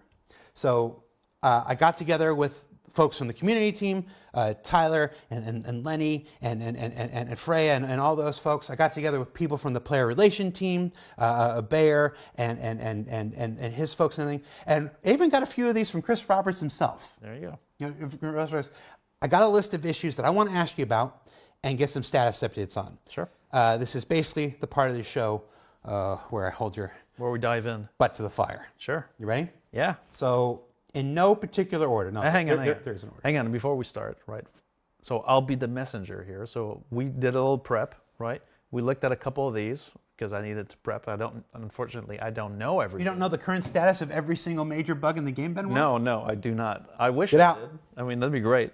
But I did do the scavenging hunt to make sure that we got at least an update on most of those. And so that's, we'll get out of it. All right. Go for it. I want to start with server and shard instability. Yeah. Now I'm just going to read my notes here. We've got frequent login issues, including being stuck at position 1 in the queue for extended periods, shard locks, the servers becoming unresponsive or dead with players extensively discussing strategies for finding working servers, often relying on joining friends' instances. So let's tackle these one by one. Yep. Login issues and being stuck at position 1. So this one we're actually deeply investigating right now. It looks like, so we have, and I'll go deep with technical details here to properly explain, not just the status report. So matchmaking, right? So when you click on that button, join the universe, you're talking to the matchmaking service or the matchmaking system. He will find one of the shard instances that's available, right? All these shards report their health to make sure that they're, doing good, that if one of their servers is not good or their FPS is not in a good condition, it always reports a score. And we will always try to match you to either something that has shard affinity to you or shard affinity. well, it's either your player is already in that shard, right? That's the ultimate affinity, or you've been in that shard before. So we try to have a level of shard affinity. Now the problem with stuck position 1 is that we've matchmade you on a shard. And now the matchmaking service is basically telling the shard, this guy's coming. That's called a process called authorization. And for some reason, now the latest update that I've got this morning on this is that the authorization call sometimes will take multiple minutes to close out. And so we don't know what the cause is on this one yet. It's kind of a new identified condition. But that's one that we need to hotfix absolutely on live in order to get that back in there. So that's one that, when we figure it out, is fixable by hotfix. Some things require a patch, some things require a hotfix Yes. that can be done under. So that's a thing that can be fixed Hotfix. any day of Now, the. I can speak a bit about the hotfix, how it works, right? Now, I don't like to use the word hotfix for everything, but that's the word we have for now, right? Because not all fixes are necessarily hotfixes. Some of them are just, they need to go out. But so what we cannot fix right now is a server change. So a change that goes on the game servers. That's one of the easiest things to roll out. So we can actually make a code change and then we start deploying it, and then your game servers will slowly start updating, right? And that is the easiest one to roll out. But there's some requirements for this. There must be no data change, no asset change, and the network compatibility of the build needs to be maintained. And so that means that there are some things we cannot hotfix because it would cause a client incompatibility. And so there are some bugs that we're like, we have a fix, but we can't roll it out, right? We have to wait for the next patch window. Well, yeah, exactly, right? Which we are talking about in interest of this to have now like maintenance windows where we can actually roll out data fixes, right? Where we now need to force players to upgrade their client, but that would allow us to actually, take the environment down, also do some maintenance. We rarely do live maintenance on the environment just to, change things. We kind of try to keep them the way they are, but this will allow us to actually perform live changes more aggressively. So we're trying to nail the process now for that. And so the second kind of thing we can change is a hybrid fix. Now those are very hard to do because a hybrid restart will disconnect all players on a shard, and so we can't upgrade a shard that's already running, and so we have much fewer game shards now than before, and so that means that disrupting them will have a drastic effect on the live environment, and so those fixes are a bit of a problem. So typically, it reflects in the number and the name of your shard when the hotfixes roll out. Chat is just spamming. Do it! Just do it! One of the things that we don't do that a lot of MMOs do is have that regular Tuesday downtime or something like that. And those are the times where those things are necessary for other games. Is this something we've considered? Yes, that's what we're trying to prepare for now, is to have an official maintenance window that we're not thinking about systematically doing a downtime, but we're thinking about scheduling it, and then we'll let players know before that happens, and then we'll be using those moments to do infrastructure changes or upgrades that normally we would have to wait for. That would be. I'm just looking at chat right now. There's nothing you've said in the last hour and a half that's getting the reaction. They're just like, yes, give us a maintenance window. It's your shit. 4. No, that's 5. Is that 5? I think so. 5. Load times went way up. Yeah. In 4.0. Yes. Way up. That's Benoit. right. Yeah. Especially for Pyro. Pyro side. And yeah. frequently players would actually time out of their load. Yeah. What gives? So interestingly, now that's still being investigated, but the current hypothesis on this is that the way the Pyro system was built. First of all, the requirement when you connect, right? What the hell is the game doing, right, in that loading screen? And then you open the console and there's stuff flying around. What is it doing, right? It's going through this context establisher set of tasks, which are like all the phases for the connection, right? Currently, when players load into Pyro and have a long load time, it seems to be related to the way the system was built, where there's an entity in the Pyro system that holds the spacescape for the system, right? Now, we're peeking behind the curtains of how the levels are made, but there's a requirement for the CET connection, right, that requires that all the entities that the client needs to load need to have an authority assigned, right? Now, so this is directly a server mesh change. And so if an entity that you're loading doesn't have an authority yet, which could be any server in the mesh, right? If one of them doesn't have an authority yet, then the load time will have to wait for this entity to gain an authority. Now, how can this entity not have an authority? So our current hypothesis is that if the server that is hosting that Pyro Spacescape entity, which has a giant radius, so every client loading into Pyro needs that entity. If the server that hosts that entity is currently rebooting because it has a crash on it, then all players will have to wait for that server to do the full provisioning loop, boot up, acquire, load the data, acquire the entity, and then players will load in. For some players, that overrides that busts the time it needs for the timeout for the login. So that's our current lead, and we think we have a fix. But we're obviously that's another one that we would roll out. I think it's a code fix on the hybrids that we can actually roll out for that. While you were giving that answer, Chris Roberts just messaged and says, "Benoit, are we having login issues again?"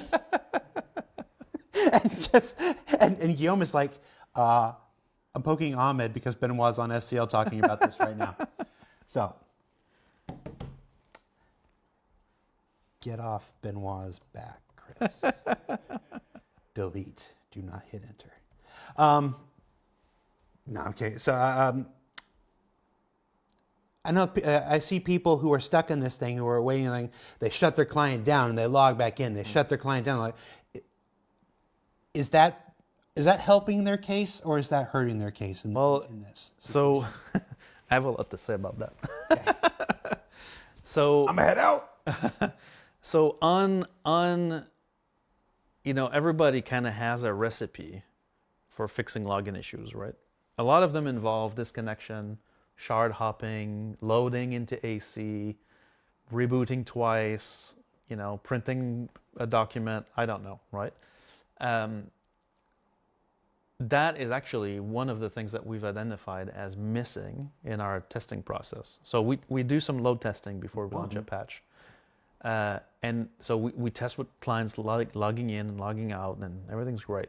What we're not testing is launch client, persistent universe, Alt F4.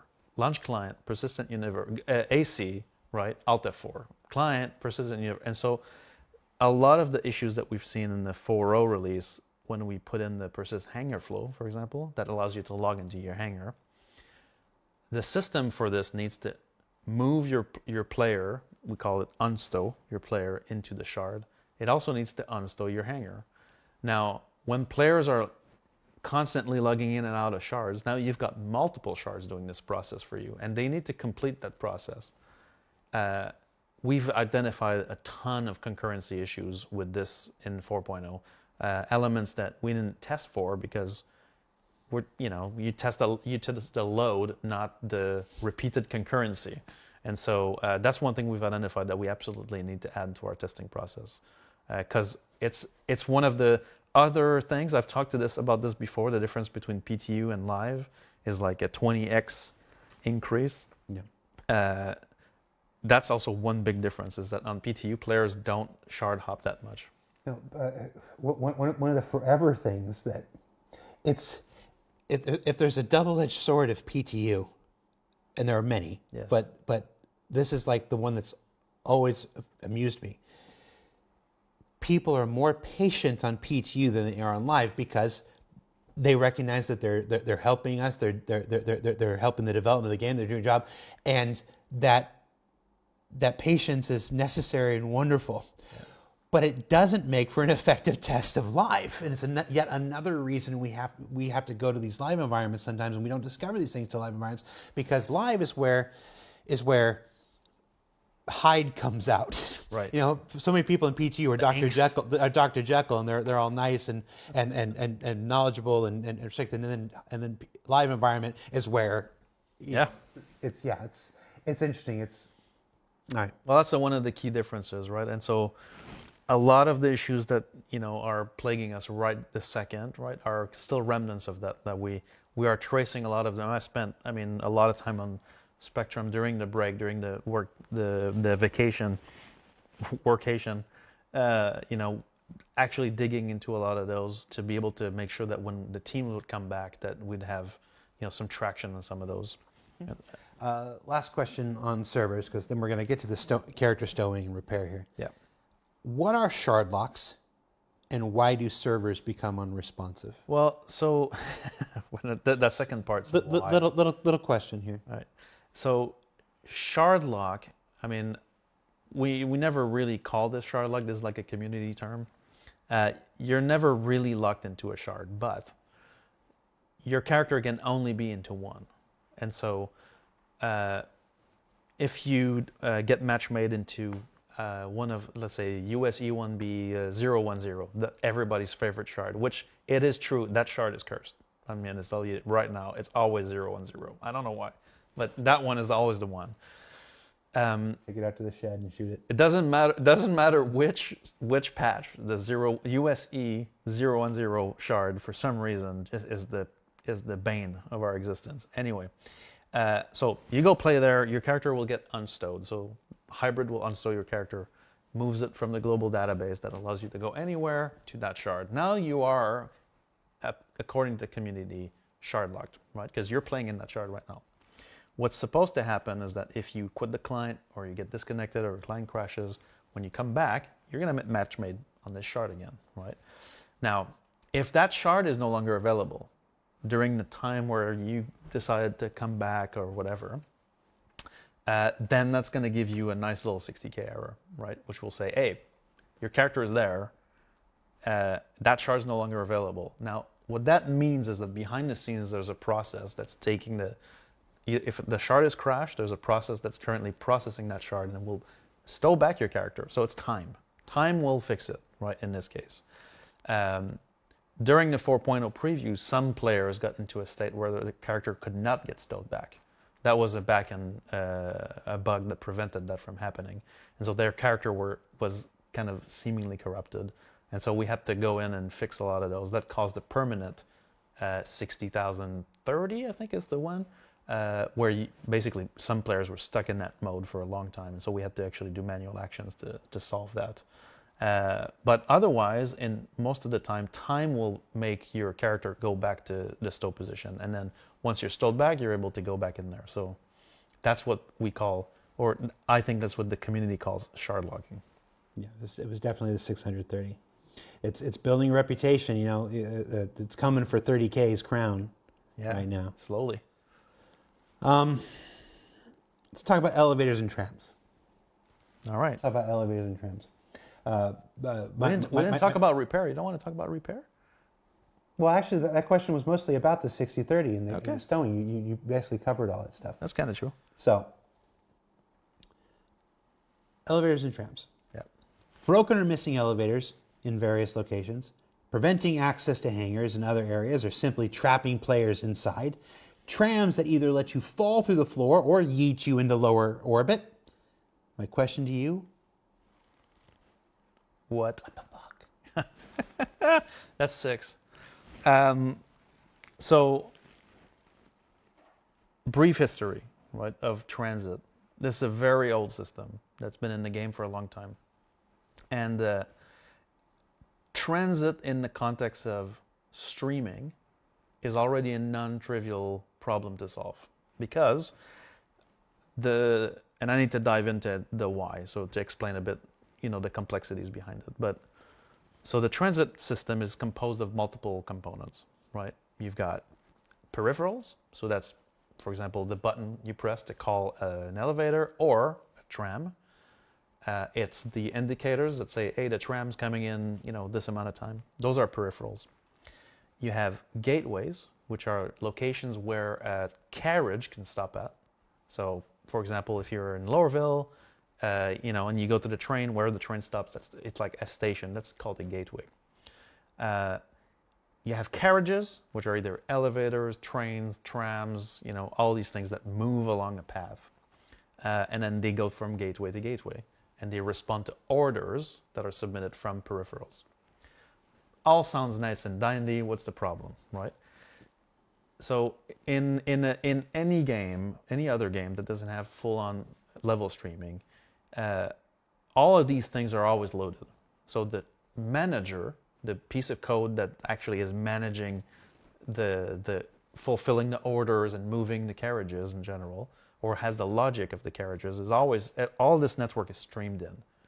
It's all loaded, so it's always available. It knows where the carriages are, it knows what's happening, everything is there. In our environment, because of our SOCS technology that allows us to have more performance on the servers because we unload the rest of the zone, that means we unload those carriages. So think about your Lorville train that you see stop at you and then leave. On the server, if nobody's on the track, it doesn't have a carriage there. It's unloaded, right? And so the current iteration of the system actually destroys that carriage and will recreate carriages when it needs it, right? And there's been a ton of issues with this. So that's the first part, right, is the streaming part. That makes it a bit more complicated. The second part is that the way the system was built initially, it would fulfill these orders to those send orders. Basically, you call the elevator from your hangar, I need to send a lift there. So the system is going to tell the lift to move. The lift moves on its own, right? So you will jump and then do the actual path. We want those to be physicalized, so they're actually following certain paths. Now, the issue is that combined streaming with these orders and state is lost in certain conditions. And so the system just needs a whole lot of changes on its communication layer to be reliable, and it needs a fundamental change in how it fulfills these orders. Instead of just sending a message to a carriage and hoping for the best, the transit manager needs to be actually always tending towards the state that it should be in so that it can self-heal for any kind of issues, right?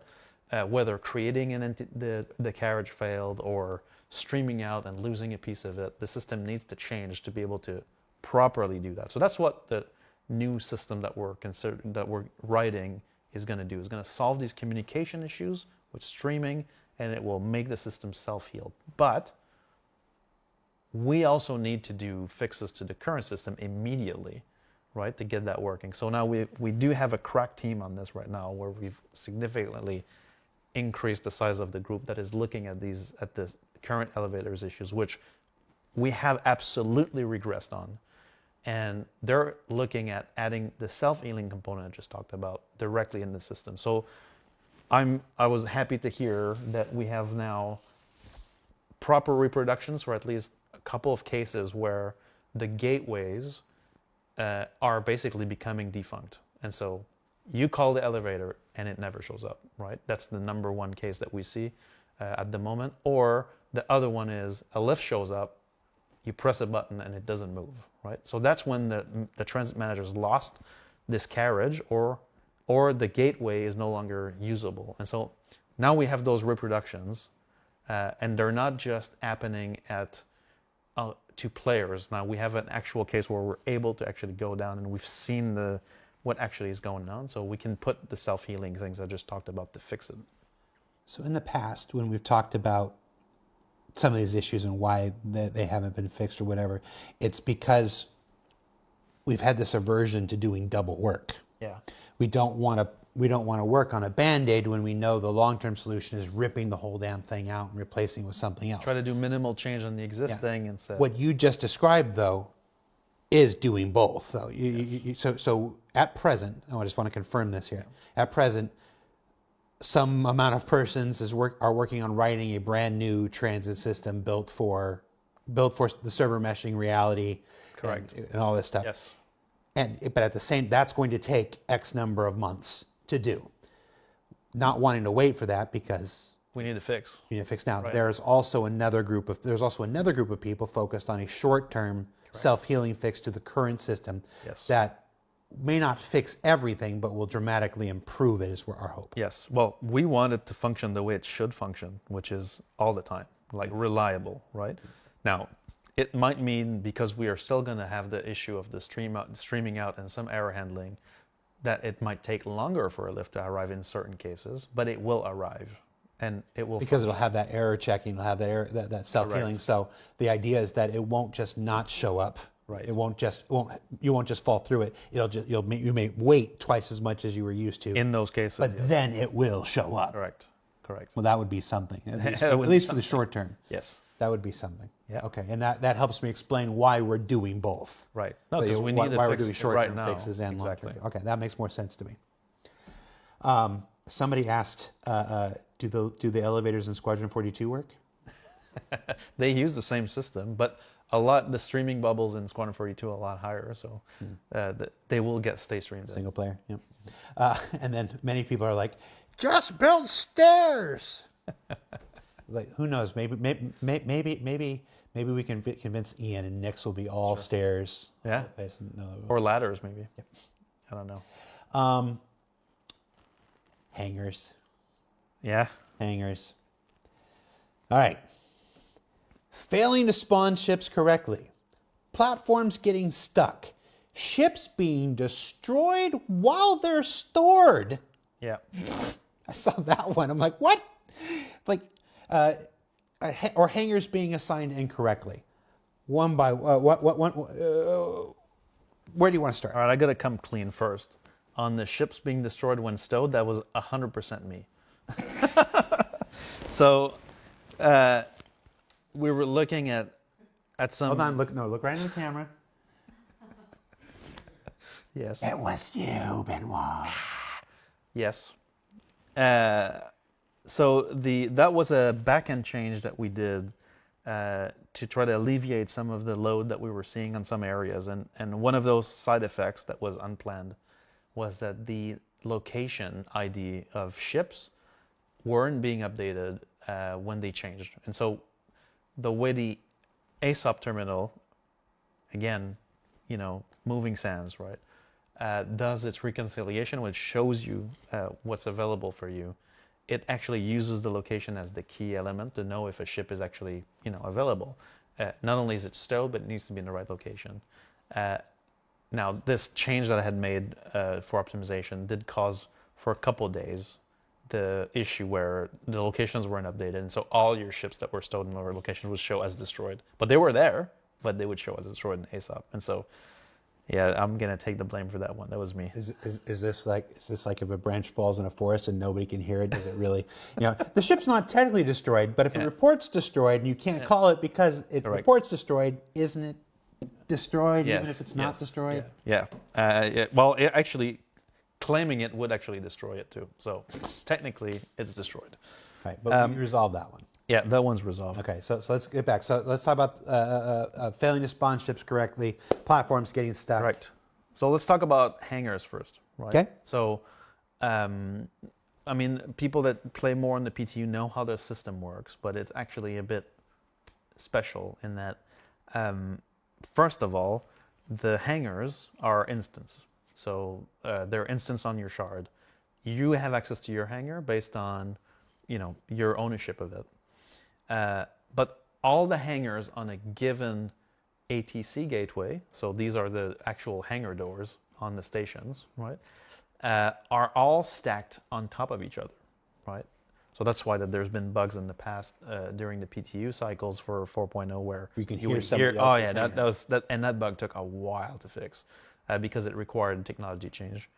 But that was also crazy. Like the sound was just, incredible. And so what that means is that when you're in the station and you want to go to your hangar, you have two options. One of them is use the lift. Now we're just talking about the lift, right? When you call the lift, it will actually unstow your hangar, create your hangar, and then give you permission to go there, right? Right the moment you hit that button. So there's a lot of things that need to happen in right successions. Then you enter your hangar. There's render culling that comes into play that will make sure that you only see your hangar, even though everybody's on top of each other, that physics only affect you, right? So they're all stacked. Now, one of the big problems that we're dealing with right now, and we've been diving into it for a while, is that the ship elevator, has a couple of issues, right? I've seen, an Avenger rising from the grave through it. I've seen, ships spawning on top of each other, and so there's two problems behind it. The first one is that the platform itself is it's moved right? It's not a physical movement. So it's not physics driving the movement. The ship is physics enabled. That is a recipe for disaster. Correct. When you see flapping like that, it's like the combination of things, right? And so, we're currently like discussing a solution because there are limitations that the way it's made is the way that they were limited to make it, but we need to fix it. So it's either both elements are statically moved or they're both physically driven. You can't have this combination. That's what causes all these things. So that's why sometimes server FPS is good, performance is good, all your ships are going to go up that platform, everything's great. And some other times, half the ships is in the platform, and that's an issue. So currently we're rechanging the layout and the setup of the hangars to set this up properly so that it never happens again. The unstow issue is actually, we think at the moment, a bug where in the timing of how when you leave your hangar, we need to stow back this hangar, right? Because if you go to another shard, we want you to have access to your hangar. The timing of this, if there's a ship on the pad when you leave, there's a possibility in the timing where the ship will be stowed with the hangar instead of being stowed on its own, and then the hangar is clean. And that condition is not properly detected when you unstow the hangar again. And so in the cases where, for you as a player, you're not going to see a difference in that you leave with the hangar on the ship on the pad, you leave your hangar, you come back on another shard, and you just go to your hangar, your ship's going to be on it. But if you call a ship from the station and the ship was carried with your hangar up and down, then the ATC is not going to know that there's a ship on the pad, and he will attempt to spawn it there, and that's where crazy happens. And so currently we're looking at that complete cycle to make sure that the timing is correct. And there's also a couple of other issues related to this. Some corruption of data can happen in that case. And so we have an entire team dedicated to the hangars right now, just making sure these issues get solved because they're affecting everybody. I'm happy to report, though, that one other issue that we had with the hangars got solved related to how you exit the hangar. So Usually in a ball of flaming wreckage. well, or after 25 minutes of queuing where the system tells you, hey, in 100 seconds you'll be able to leave. Right? And so we did hotfix a change to the way what I call the hangar queues are managed, right? So the ATC manages the queues. It's managing how you exit your hangar, which doors open, stuff like that. And at concurrency, so when a lot of players are in the same location, leaving and entering, this queue and those timers would get completely out of whack. And so it would either grant too much time to someone to leave or enter. We're talking 10x the time, or give you literally 3 seconds to leave. And then players would get stuck in the doors, where the doors would go, and then would try to squeeze in it. The doors would squeeze them out. And then, the rest is a little bit of a party. So we hopefully have something on live already alleviating this, but we're still tracking to confirm it completely that it doesn't happen again. For the folks that are still in the chat saying, please just give us staircases, the hangars are instanced. The stairs would just still go to, the elevator is a portal between the real world and your instance world. Even if you spent 5 minutes going up and down stairs, you would still have to hit a portal where you have to queue and push a button and it makes a portal for your thing. It's the same thing. An elevator is just the mechanism. Stairs don't solve it, unfortunately. Hard work of developers and engineers solve it. What's the obstruction tuning and stuff? I saw. I've seen images internally of the elevator won't go down, and then Brett or somebody on player experience or whatever will jump in and go under the thing, and they'll see a dragonfly stuck under the elevator that stops it from going down. And so the problem we talked about physicalization of the platform is definitely related, because then the obstruction code that will, you can't bring down the ship elevator because there's obstruction, initially was like, if there's like a speckle of dust under that platform, it's not going to move, right? Which was, let's just say, a bit too aggressive. way too aggressive. And so I think at this point we're doing cleanup to just try to stow back. If one of your ship goes on the platform, we'll deal with it and stow it back.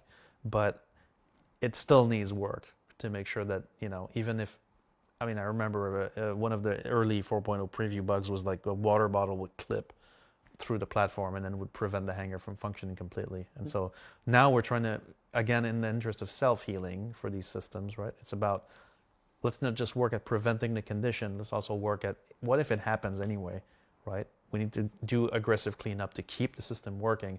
Like the hangars, the elevators, the hangar doors, the ATC systems are all part, in my mind, of what I call the traversal of the game, right? And bugs that affect the traversal of the game, that prevent you from going to your ship and leaving or entering and refueling, they are of the utmost priority, right? They have to be solved, because if that doesn't work, then the game doesn't work. They're critical. And lastly, I'm looking at this JIRA for the hangars being assigned incorrectly. Location ID, it's got your name on it. Well, I've been investigating that one. Oh, okay. Yeah. You're not responsible. I'm not responsible for it yet, until proven otherwise. But in this case, it seems that there's a condition where you can have more than one hangar in a location of the same size, which should not happen. And when the system gets in this state, it might pick one or the other, which can lead to you not having a hanger at all. So that's the thing that we're trying to find out how it actually happens. Okay. Second batch of hanger issues. Sure. There's a lot. Yeah. Hanger lifts that clip players' ships and destroy them. Doors not opening and closing correctly. Losing your personal hanger completely. Mm-hmm. And I have the overlapping with the physical audio. We've covered that one. Yep. So hanger lifts that just clip the little tiny corner of my spaceship and make it go explode. Sure. What's physicalized there, Benoit? Well, so I was going to touch a bit on ship cleanup, and not necessarily ship cleanup, but density cleanup in general. We talked about the physics events, right, in the past, earlier in the show, right? So the physics events are a godsend for the server performance, because we evict all these debris that are causing intersections, slowing down physics. And so that's one of the reasons why we've been able to get performance of the servers up in general. Now, one of those components, the same system, is actually responsible for a pink glow that shows up on a ship that will just pop it, right? And so that's part of how we try to resolve the physics intersection for ships, right? And the way it works right now is that it has a smoothed number of frames where if the physics engine is like heavy intersection, at some point it will go like, okay, like something needs to happen. The way we handle that event is still a bit too aggressive right now. And so in some cases, it triggers a heavy intersection and will pop out the ship. But we don't want this to happen to attended vehicles ever. And so we're working right now at adjusting that flow so that only unattended vehicles in full intersection for a very long number of frames are cleaned up. And so right now it's a bit too aggressive for this part. But the distinct glow, pink glow, is we added that to make sure we could identify those problems which we expected would kind of happen until we tuned the system properly. We are at 2 hours. Wow. I want to keep going. Yeah, let's go. Pete, Dave, Lauren, you okay? Honestly, I'm not even joking. If you need to go, just leave the camera switched on Benoit. Yeah. Nobody needs to see this face anymore. Just leave the camera switched on Benoit, and we're going to keep going. Are you cool? Okay, but seriously, if you do have to go, do it. Just wave and be like, it's on Benoit. I can see it. I want to keep going. Yeah. Inventory and item persistence issues. Right. Items are disappearing from inventories, ships, and storage containers. This includes bought items, looted items, mission cargo. What's causing this? What are we doing to resolve it? Well, so on the inventory system, right, there's, or I should say on the item system. So the way the entities are tracked, entities have entity classes that define what they are, right? And there are I want to say tags or configurations we can attach to entities for things that we want to automatically clean up, right? Again, we're back on cleanup, right? Because it's important. So, for example, AI, characters will have what we call an auto stow or auto bury policy. Auto stow will bring something back to an inventory after certain conditions are met. Auto bury will destroy an entity if certain conditions are met, right? Automatically. So that's our ability. That gives us our ability to go, this thing is good, let's say for 12 hours, and after that, we can get rid of it. This is true for like debris or things we spawn on the side or things like that. And so a lot of people have reported losing items, for example, from CZs that were acquired in CZs. That's, at that point, it wasn't even a system issue. It was really, those items were flagged to auto-destroy, basically. And so some players looted armor and were like, started using those armors, and then when the conditions met for the auto-bury, those items disappeared, right? I almost lost this one. And so that was a bad setup, right? And so now I know that a lot of those items have been retagged, right? And so the auto policy will not apply to them, or not if they're attended. Again, it's all about, making sure that the right tags are on them. So that explains some of the inventory things. There was one I was looking into with a player actually recently where when you read your inventory, there's caching going on, right? And when your inventory changes, that cache is supposed to be expired. In certain locations, for some reason, that cache, like especially in CZs, was causing some problems. So opening your inventory in the CZs would be empty, and then you open it again, and then you store something in it, and now other items show up. That's a telltale issue of the cache. So we're actually revamping the query cache right now for these elements to make sure it's always consistently updated. Your stuff is there. It's just it just can't show. It's cache as nothing. Yeah, exactly. With long-term persistence, it seems like it seems like there's always some level of something disappearing. Yeah. Every patch. Yeah. What's going on here? So LTP is a fairly complicated system, right?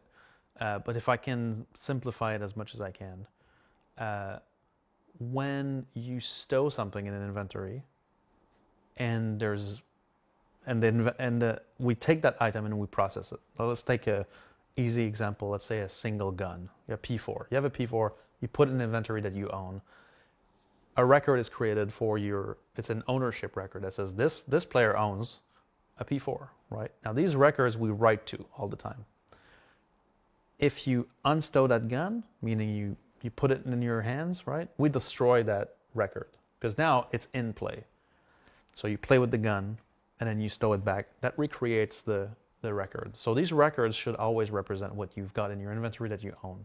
Now, where it gets complicated is that these things can be hierarchies that contain items that then need to be processed. And so we don't persist everything to LTP. Only a select set of entity classes that designers control will go into LTP. For example, ships is a good example, things like that. Now, when we stow a ship, we look at its entire hierarchy, and there might be things attached or loosely left in the ship that are Not LTP. on the list. Correct, and now they Right. have to be added in. So also with LTP, there's also sometimes perception issues that things should persist, right? Like for example, a classic case is a ship left in the shard between patches, right? You're flying your ship in 3.24 and we release 4.0. If you leave the ship there in the shard, right, you don't have an ownership record for it, right? The ship needs to be stowed. Gotcha. In order to be there when we recover it. But we do think that there are still issues with some of the recording events in cases where ships are claimed, because at that point, when you join into the next patch, let's say you have a ship you bought with UEC and you store it at a location. That ship actually, its recorded ID comes from your long-term persistent record of that ship. And in the case where you claim that ship again, we think that there might be some cases where the inventory, the record data doesn't follow, and so the LTP record is not recreated. and that could be a source of some of the lost ships in the LTP data. But overall, we're not happy at all with that solution in general. And a bit like you were talking about transit, we want to do a two-pronged approach on this. One of them is we want to find the cases that are left in the current system that don't behave the way we want them, but we're also putting significant effort at a different system for this, which is that we don't want to have to wipe the database at all. So we want to be able to keep your inventories intact between patches and have a forward compatible model where we can actually keep all this data there the way it is, and then like checking out a file from Perforce. So you're not destroying it. You're Correct. copying it out. Nobody else can write to it. Nobody else can mess with it. That's right. It's yours. Yeah. And then when you stop it, it goes back. It goes back in. So it's not a non-destructive. Yeah. And like so checkout system. And so our goal with this is that's a fairly large endeavor. I mean, like, we're not going to fix it in a second, right? We're going to still hot patch the current system to make sure that the cases that we've seen are fixed. But the longer term fix is to make sure we only persist the data that's going to be compatible. So differentiate between the serialized variables on entities that are important to a ship from those that are runtime only. That's a big difference. So those will be stored in the global database. And between patches, our goal is to just keep that database like this. So there's no, we're getting records back from a thing that was been recording for 3 months. It's like, no, it's the exact same inventory that you have on the live patch and the new patch. So there's no loss at all, right? So that's our target for this new LTP solution. And those are obvious. Those are bugs and inefficiencies and stuff. There has still always been this. There's been this existing problem. I think it's been here since I've been here, but I think it's really started to really gain steam in like 2017, 2018, and it's been forever. It's this unique item recovery. Sure. I'm pretty sure there was even a thread today that reached the top of one of those channels where it's just like, we get all these cool things. You get cool things packaged in with your pledge purchases or whatnot, and then you're too afraid to wear them. You're too afraid to use them because you fall through one planet. You fall through one lousy planet, sure, and you lose it forever. We're not going to go into it here because there's another show dedicated to it, but that is absolutely prioritized this year. It's prioritized in a way that I've never seen it prioritized. The talk is stopped and the work is starting. So we've got a signed off design, and people are on it right now. And I mean, the thing that speaks a little bit to also the change in mentality that we're trying to affect, which is tackling things like this, right? Are not just bugs and quality issues, but also playability issues, right? That need to be addressed as well. It's going to be a 3-tiered solution. Again, we'll have a show where we go through it all. I'm filming with Declan next week on it like this. There'll be a short term that'll help a lot. There'll be a long term that'll help even more, and then the super long term is crafting, and basically you get blueprint for everything. You can just make your own, and it's like that, so you never ever have to worry about it. So it's a multi-stage thing, but this first stage just got signed off and it's in active development. And you excited? I joke. It's not a joke. I say it with all sincerity that the same conversations the backers have, we have internally just 3 weeks earlier. 100%. Been. I mean, sometimes grinding our gears. Sometimes it's scary for everything. Sometimes it's scary. So that to see actual movement on this right now is exciting. Yep. One last thing to call out before we go: the aggressive ship despawning mechanic. Yeah. Sometimes ships are despawned while people are still inside them. Yeah, that should not happen ever. In fact, it's nice to hear it said out loud. No, the system is supposed to be made that we have a passenger count on each of those ship entities, and if there's a passenger, even if he's not piloting, and even if it's not his ship, we should not be despawning those ships at all. And so that's definitely on the lookout right now as to why it happens. I mean, there's a couple root causes. Unfortunately, for it just looks the same, right? Again, if you don't have the pink glow, right? The pink glow is the telltale tells it's physics, right? It's the physics detection, which we're going to ease up. If the ship just despawns out of midair, right? I've seen this happen with ATC. Sometimes has with the timer problem that we fixed before had an issue where it could despawn your ship mid-flight when you left, which was egregious. I think that one has been solved, but jury's still out. I want a proper confirmation on it. The one where your ship is considered unattended and you're still in it and it despawns is completely like that needs to be solved right, like hotfix right away. Okay. Mission bugs. Yeah. Now we went through a refactor with 4.0 that reduced the mission options, hopefully temporarily, Yep. but we're still seeing a lot of the same issues that we saw before. Arriving at a location and having no AI spawn, mission objectives failing to register, and cargo disappearing upon completion. The Fight for Pyro event going on right now is particularly affected, with many players unable to complete it, or various aspects of it due to bugs. Save Stanton Chapter 1 was like walking through a minefield trying to figure out which parts worked and which parts didn't. The Net 402 has more mission stuff in the content. It's like, talk to me about missions, Sure. please. Elliot, this one's for you. I gave you crap on the other one, but I'm doing this for you, man. Okay. Help us out. So let's start at the beginning, right? Okay. What did we do in 4.0 for missions, right? So the way missions work previously is that we had first one server with all the entities, all the 100 players playing on it. When you played missions, there was an invisible entity created on the server somewhere. The location doesn't matter, right? That would manage that mission, right? And the way the missions work, if you can picture it in your mind, is that there's a mission management module, and then when you reach certain locations, right, when you stream in that location, a mission module at that location is going to actually kick in and has its own logic for, like, if you're picking up a box, for example, let's say a box delivery mission, you get to that location, there's a mission module that pops up. Does the pickup logic. When you unpick up, it's like, oh, you need to go to this other one. Then there's another mission module at that location.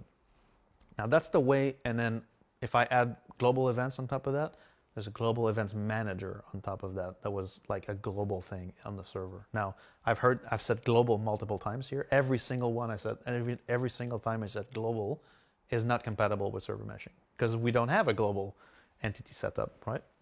And so what needed to happen is a fairly large engineering task.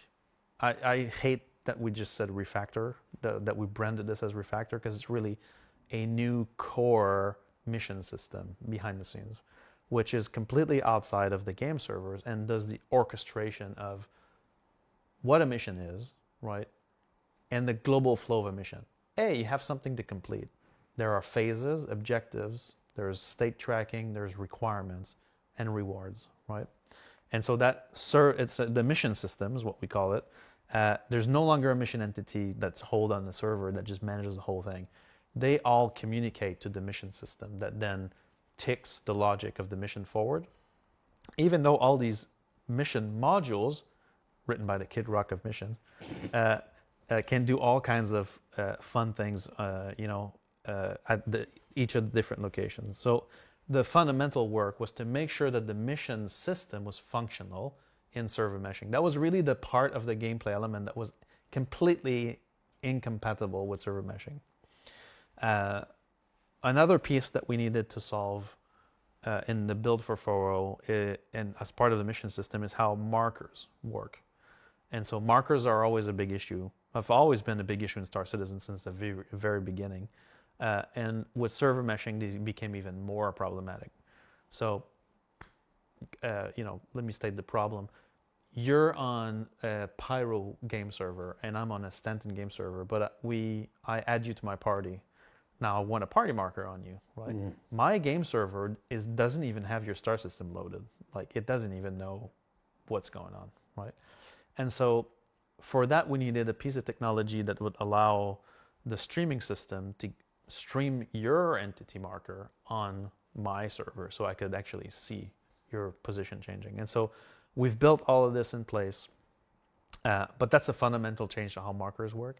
And now I'm going to dive into the why do we have that many bugs behind it. It's almost like we need a replication layer for the mission system itself. Almost, right? Like for things that are tracking objectives across systems, things like that, right? And so the way we call those things, like the markers, are independently streamable entities, blah, blah, blah, blah, which basically allows us to have a marker on an entity that's anywhere in the server mesh. Now that system works, right? It's in place. It's been fairly reliable, but that touches on all the markers in the game, and so a lot of issues came up for that. And one of the things that we have not tackled with the refactor is how missions are built. And to Elliot's credit, right? I think that we're using Elliot's name, but there's I'm James, using him. There's James. There's Lars, Nick, all these guys. But so the credit to all these guys, right? We have not provided this team with the right tools to build compelling missions. They are dealing with an archaic scripting system that dates back to a previous era that we are just about to finish modernizing by replacing to give these guys modern tools and modern approaches. And so going back to markers, the markers are completely managed by game designers and set and removed and displaced and whatever. And that makes for very complicated systems and logic that's not very robust. And so that's why even with a robust marker system, because the markers are managed a bit ad hoc in mission scripts, it makes it really complicated to follow. Like I remember distinctly when we did the golden ticket event, which that was the whole mission, was like there's a marker on the ticket, right? Well now, the holder puts the ticket on his core armor. Now am I tracking the core armor? And then how does that work? And so, and the mission logic had to manage all these cases. And so now that we've kind of finished the foundation for making the mission system function in server mesh, and we're going to obviously keep iterating on making it robust in this setting and fixing the missions to make sure that they also leverage the system properly, bringing back the missions that are missing, but also improving the ones that are there so that they're even more robust, right? We have started the engineering work with the new Starscript Foundation to rethink how missions are made from the get-go, to give Elliot, Nick, James, and all these mission designers the right tools so that they're not bogged down with details. If you saw the way they make missions now, it's like involved, right? And we want to make sure that these guys focus on the flow and not on the functionality they have to build, so that programmers can support that content. So when we're talking about this change of focus, we're saying, we're going to deprioritize features. We're also going to prioritize features for content as well, right? So that they can make content that's fun and reliable, so that missions that have been notoriously problematic or events that have been notoriously problematic become fun and reliable, right? And that's what we really want to do for the mission part. All right. That's going to be incredibly important. Yes. The mission stuff, especially for this year, this idea that of a narratively driven, content driven year, if we're not providing, 8 to 10 sexy new features every single patch, we're now providing, places to go and things to do instead, connected to this narrative. Again, we'll talk more about the narrative on next week's ISC. Having that mission system seems like one of the larger, if I were in charge of the priorities, it seems like one of the larger ones. But we actually have some conversation about how you can affect that priority thing at the end of the show. Don't let me forget. Quantum drive. Yeah. Quantum travel. The bug that keeps on giving. There's a lot of starting and stopping with quantum travel. A lot of repeating the same actions over and over to get something to work. And a lingering issue of fuel states not syncing between meshes or simply vanishing altogether. Where's my quantum fuel, Benoit? And of course, some ships themselves disappear during quantum travel. Right. A rarer case, but possible. Do we have our own Bermuda Triangle? What's going on? Well, yeah, Jens did add some notes here and said, if you find the Bermuda Triangle, please report it on the IC. So quantum has been, since the very beginning, we put the first meshing test in place. That was the first thing, right? It's like, quantum stops when I cross a server boundary. That's what happens, right? Still. So the same symptom has been, again, triggered by multiple, issues. You find 5 causes, the 6th one shows up. Correct, exactly. And the latest ones are related to the resource container. So again, I don't want to dive too deep on this, but like entities have classes that define what they are, and they have components on them that define their functionality. So like, if I have a box with a health component, then the health component manages its health, its damage, and its destruction, right? So the entire game is made like this, with components that define things. And so the quantum drive is made up of multiple components, and these components need to deal with the change of authority when we cross a server boundary. And so there's a lot of entities intertwined for quantum drive to function. Fuel, resource container, and quantum drive. And we've been fixing issues with this transition on these entities nonstop since the beginning, because there would be a fix, then it would work for 2 patches, then a change to how we deal with chum points would come in, and then re-break it, right? And so we are in deep regression on a lot of things, right? And so to solve that, we need a lot more focus on validating the issues. It's like, yeah, we fixed this. Okay, let me try transition 1, 2, 3, 4. Like more, I don't want to say more QA, but more QA. We need a lot more QA to validate the fixes. We're in the home stretch. How you guys doing?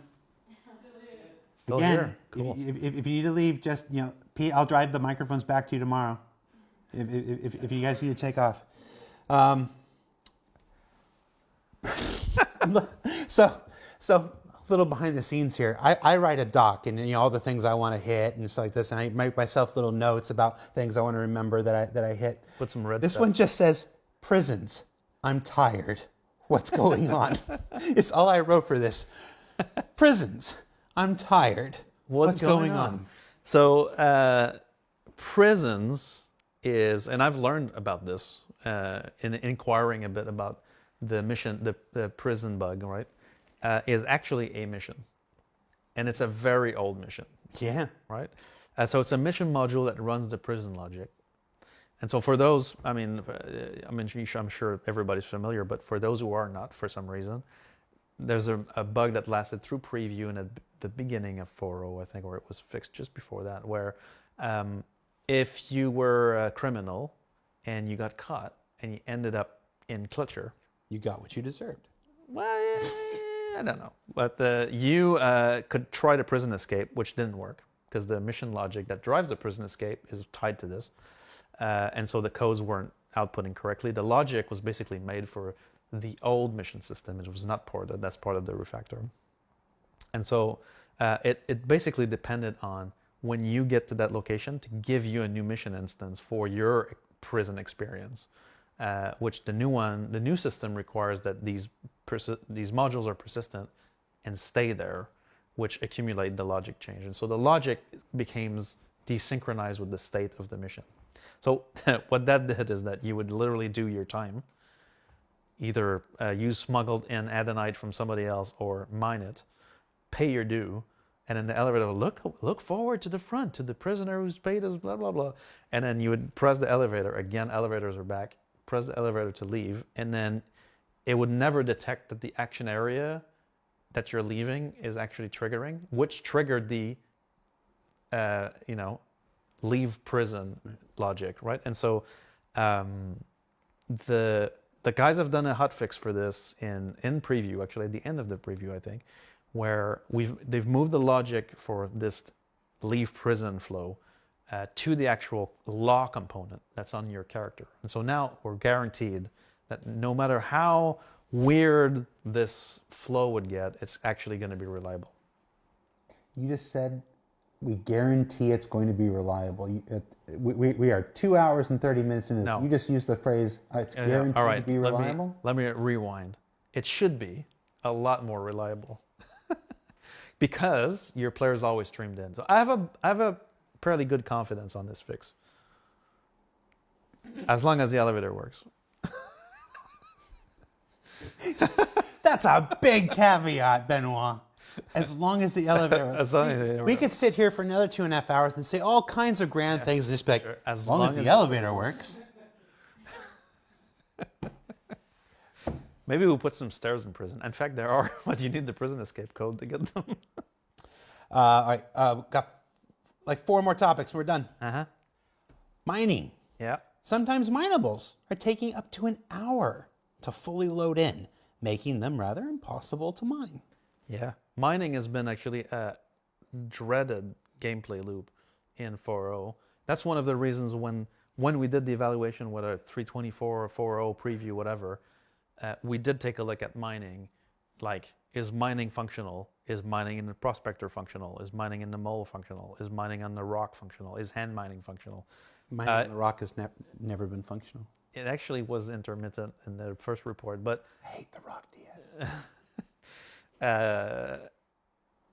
so we've identified what we think is causing this delay. It's basically the conversion from the render node object, because the mining and harvestables are always in large quantities, right?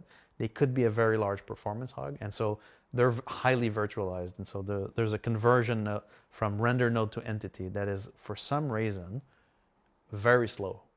And so we're diving into try to figure out what's going on, but that's what's happening. So that's why it takes time for them to show up properly. There's nothing wrong with the rock DS, people, just with the people who like it. All right, I'm officially tired. The views and opinions of Jared Huckabee do not represent those of Cloud Imperium Games, Roberts Space Industries, or its subsidiaries. Hey, we didn't talk about the mission reduce strict rep gates. The what? The reduce strict mission sharing has also been reduced with new strict rep gates. I just thought that sucked. I didn't think you had an answer for it. No, I got an answer for it. I went to the people. You screwed up mission sharing and the payouts, and it's miserable and it's terrible now. Well, so there was a bug that caused everybody in a given mission to get the reward for the missions, right? So that means if a mission payout was 10K, then everybody would get 10K, everybody participating. It was amazing. Well, so I loved it when that. So the funny bit is I talked to Rich Tyrer about it, and he's like, I couldn't catch it before they fixed it. That's what I want. And so ultimately, it wasn't exactly what we wanted, but that's the direction we want to go in. We want to encourage you guys to play together. And so having those rewards divided is kind of a counterpoint, right? To get people to play together. Like, why would I group with you if I'm going to get half the payout, right? And so the thing is, like, the system doesn't work the way we want it to do. So the fix did go through, right? Because it was an easy fix and we had the right persons in place to do it. But that's not where we want this to be. We do want to improve that part. We're at 2.5 hours. Yeah. And talking about all the bugs that still need to be fixed. Correct. And the one bug we did fix was one we didn't want to fix. I know, it's crazy, right? It's a train. You know, I challenge you. Whatever you think about the project or me or Benoit, the show, you've never seen an episode of any kind of dev communication like this from any other game developer. Nobody's ever been willing to sit in a chair for 2.5 hours plus and be grilled about all this. So, all right. Just 2 more or 3 more. Three more. 3 more subjects. 3 more subjects. We got mining done. 3 more subjects. Yeah. What's the next one? Vulkan. Yeah. And NVIDIA driver issues. Yeah. So players who are using Vulkan with the latest NVIDIA drivers are reporting graphical artifacts and crashes. I know some of these crashes were seen from third-party softwares. What was that one that we found? One guy who had like 40 instances of the same crash, and it was all linked to this third-party thing he was using. Oh, was that Reshade on this? Was it Reshade? It was called something else. I can't remember. Overall, what can you tell us about what's happening with Vulkan and the NVIDIA drivers? Well, so we're still investigating the cause, but for now, right, we think it's related to a specific driver version from NVIDIA related to the upgrades for the 5090 cards. So we're not quite sure exactly, but it is definitely, when you update your NVIDIA drivers, there are 2 drivers, one for Direct3D and one for Vulkan. It doesn't look like it, but there are 2. And so we think that there's an issue related to the latest version of the driver for Vulkan specifically. And so you could downgrade your drivers and it probably solve the issue in the meantime, but we're still investigating to make sure it's completely not, related to this. But we've been investigating other games are also having the same issue.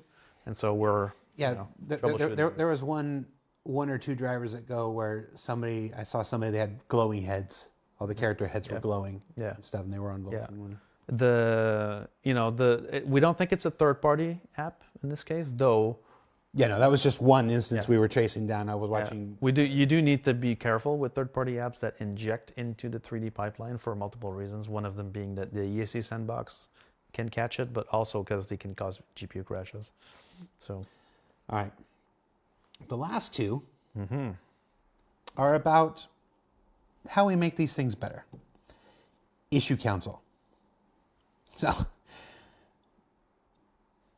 Issue Council has bugs. Issue Council has some issues with it. Players are talking about the effectiveness and usability of the Issue Council. I've seen them expressing frustration with the dupe system and suggesting improvements to the reporting process. There is significant discussion about the difficulty of reporting recurring bugs that have previously been marked as fixed. Why is this happening, and how do we address this going forward? Well, these are the folks who are trying to help us. The first thing I would say is that the Issue Council at CIG is of extreme importance, right? Even though for players, if you don't feel like your issue is being actioned or that there's retroaction from the team, you can be certain that we have, especially Bayer's group is at the forefront of this, but Issue Council reports are significantly of high quality in general when they do pass the filters, of course, right? And so we use that data every day, right, to confirm issues.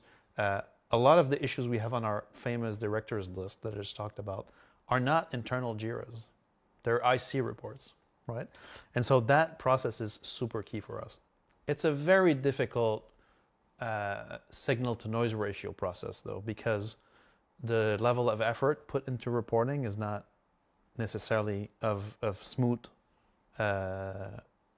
like the quality range is large, is what I'm trying to say. Some reports are like game no work, others are like extremely filled with evidence and those are the ones we want, obviously.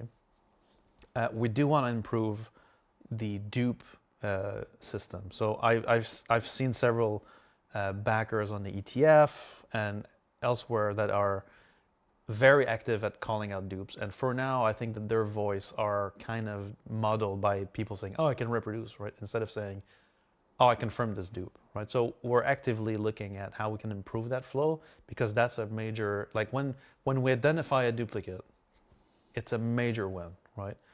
So when you contribute to the Issue Council, a new report is, depending on the issue, right, takes a lot of effort for it to reach us, because you need to get reproductions on it. Reproducing another issue is a great contribution, but identifying a dupe is probably the best contribution you can make, because that helps us a lot. And for now, that's not leveled enough. So we want to change the way the Issue Council works to make that a lot more at the forefront, for sure. But the prioritization and the upvotes have historically been used, but in this new process, we're also trying to lean into this a lot more.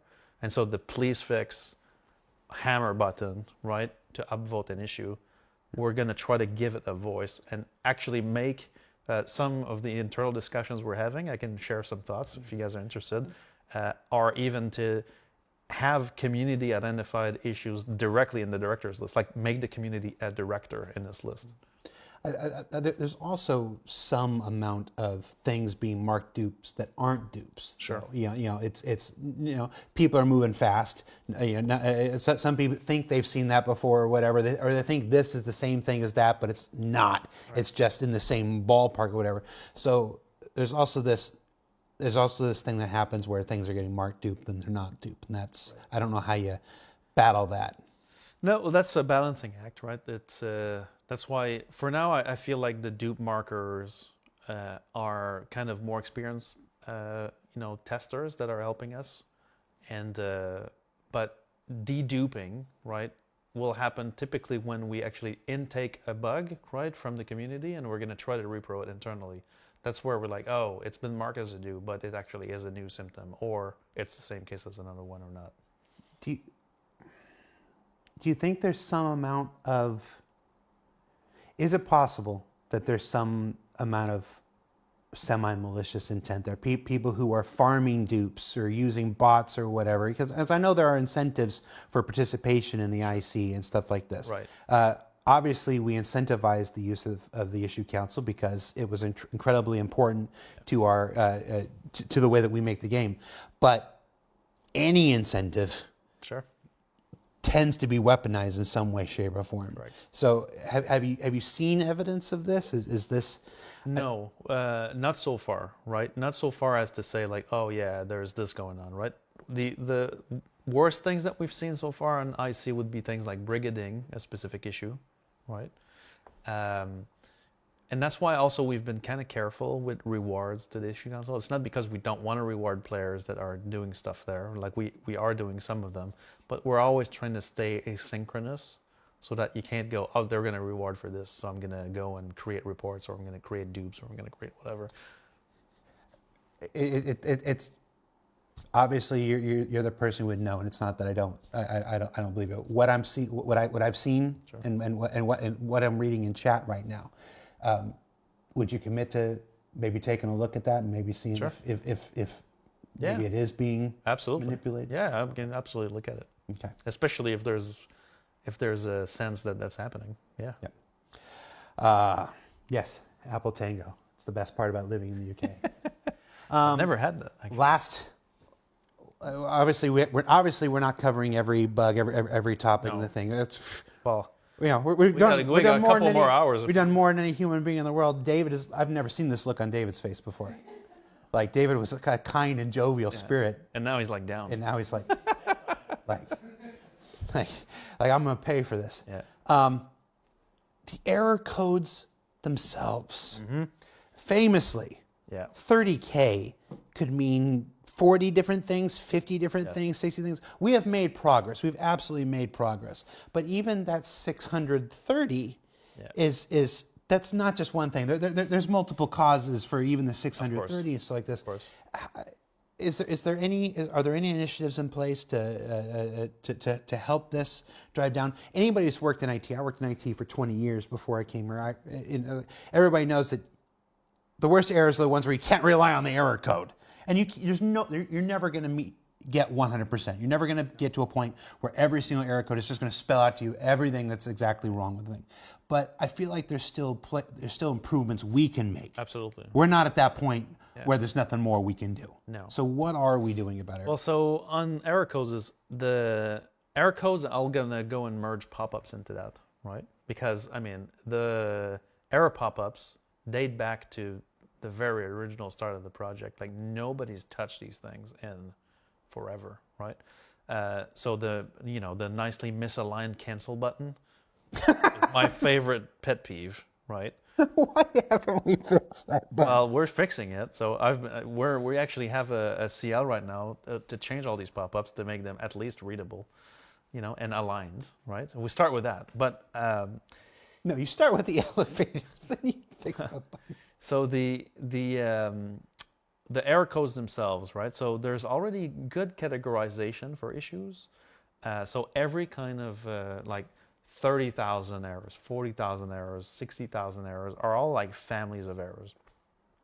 Unfortunately, over the years, we've added more systems, we've grown the infrastructure, and there's a lot more causes for exit or fatal errors than there are actual code assigned in those categories.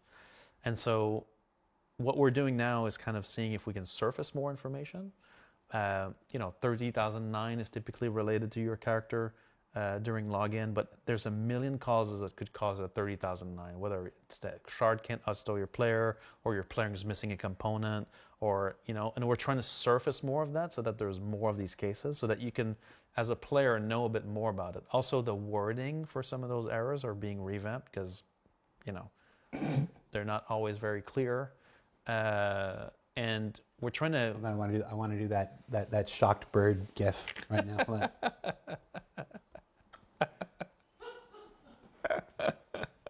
Continue. Correct. And so adding more details and more granularity to our error codes, changing the wording, making sure they're more effective at representing what they are, and eliminating a bunch of there's a couple cases where we fall to a default error code for kind of unknown conditions.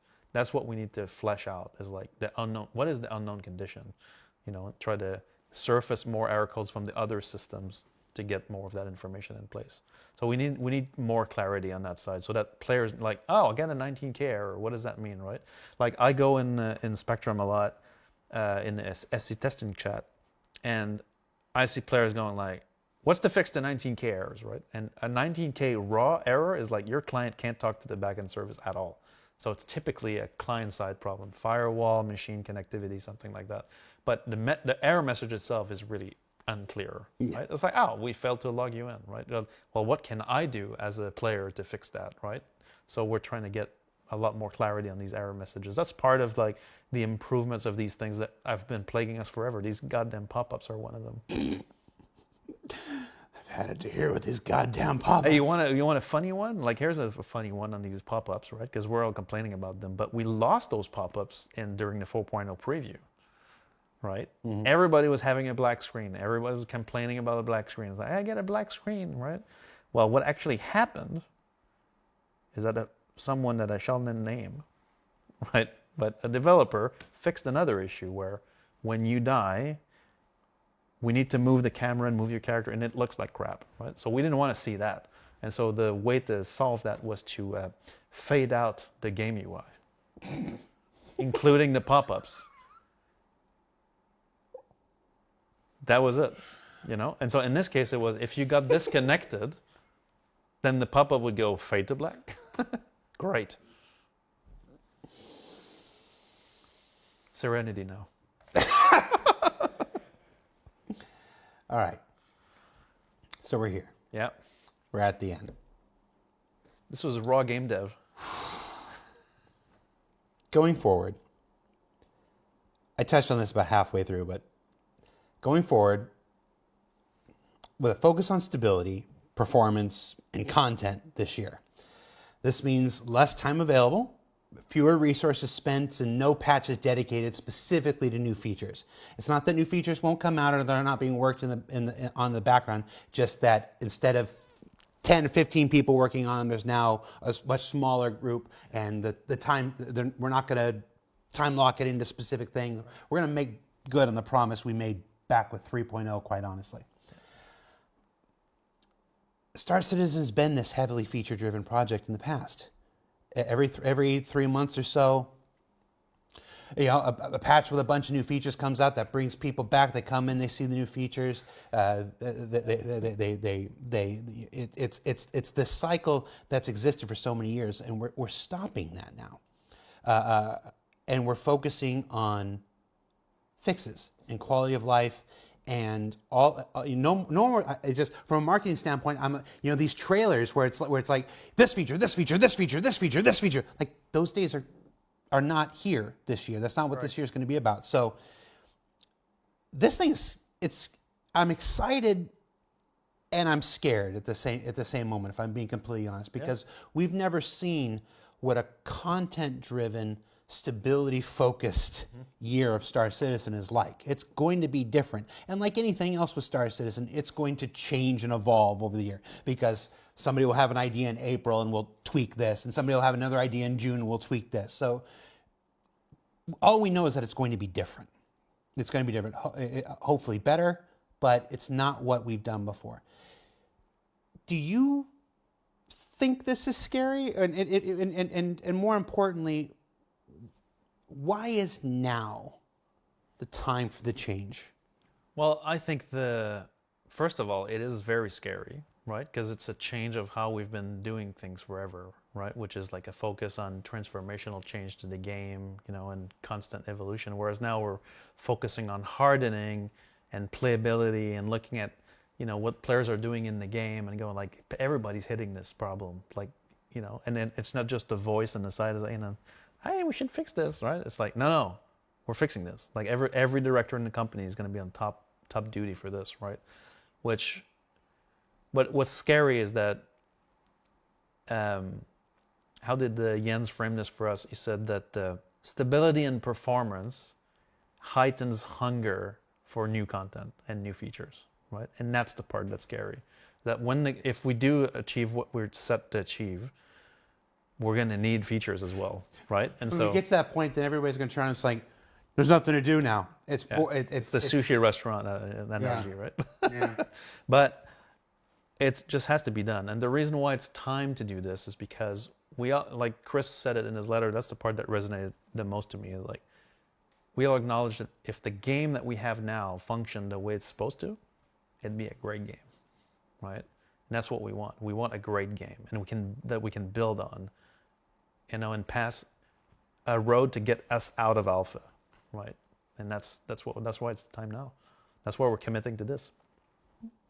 And if there's one thing you want, we've obviously spent a lot of time. We've obviously spent a lot of time here. Sorry, Pete, I took my hand off my face. Audio guys just like, stop talking into your hand. I'm tired. If there's one thing you want to make sure people take away from this today, the letter in December, all of the refocusing and restructuring that's going on now, and from this, admittedly, a lot of talk. The proof will be in the pudding over the next year. Yeah. What do you want people to take away from today? I mean, I think I want players to know that we know about the state of the game. We're not oblivious to it. We really care about making the work of our teams shine.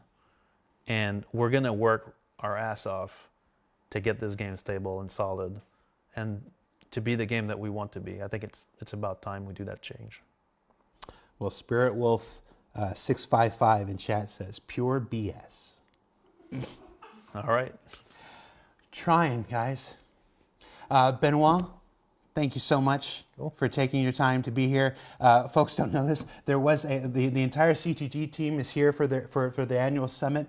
There was a big celebratory party for launching server meshing and finally getting out the door. It's happening right now. It started right as we went on the air, and Benoit, chose to be here to do this instead. He chose to be here for 3 hours and face the tough conversations. Yeah, we're just about 3 hours. Damn. Thank you so much. I got to thank David, Pete, and Lauren for sticking it out. This is not what I sold them when I said, come help me make the show.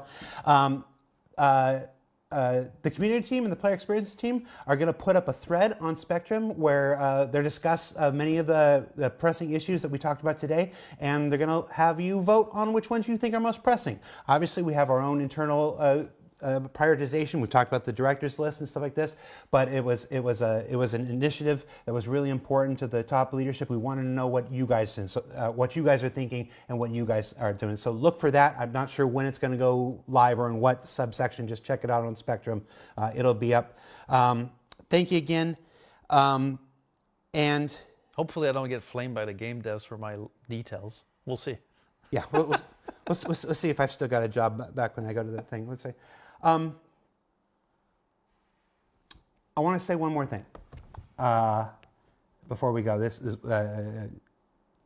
give me a minute here.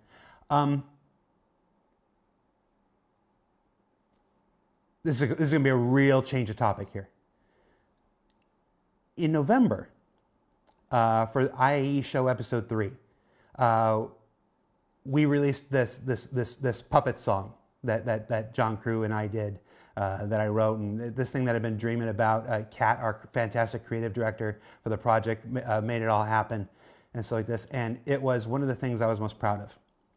And about an hour after that episode went live, on November 28th, I called my dad.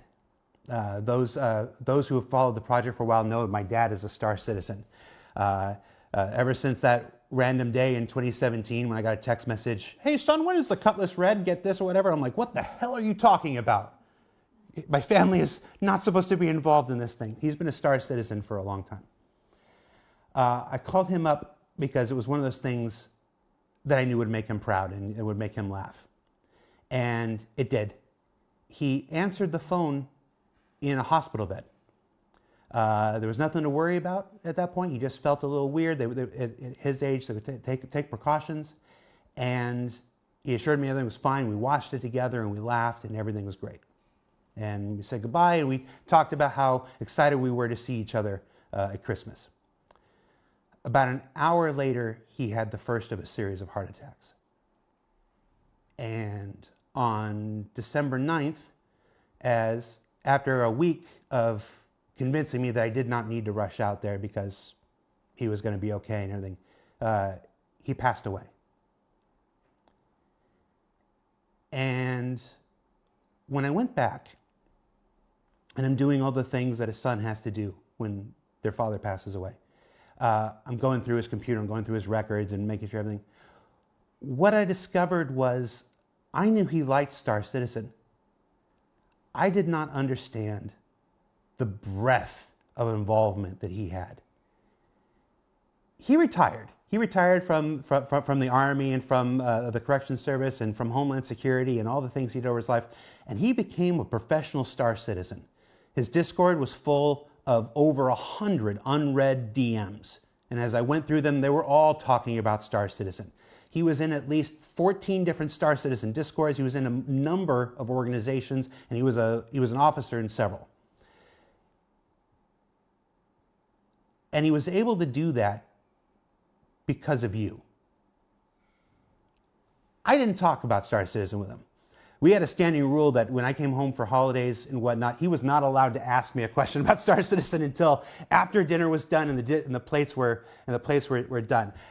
It was really important to me to have one aspect of my life that was not completely consumed with Star Citizen, and I made that my family. His engagement with this project was all because of you. There were Star Citizens at his funeral. There were Star Citizens at his wake. And not the worst Star Citizen I've ever been to. But what I came away with is just a profound appreciation for many of your roles in his life. His retirement was playing with you. So many of you. Names I see in the chat, I saw in the chat today, which is why I'm saying this now. So, from me, personally, thank you for being there for him when I wasn't able to be. And you made the last 6, 7 years of his life some of his happiest. So, that's all I wanted to say. Thank you for watching. Thank you for playing Star Citizen. Thank you for being the community that you've always been. Even the ones that call out total BS. You're all appreciated. That's it for this show. Tune in next week. There's a BTS episode and an ISC episode about something. I can't even think about what they are anymore. Thank you. And we'll see you next week, everybody. Take care. Bye. Thanks.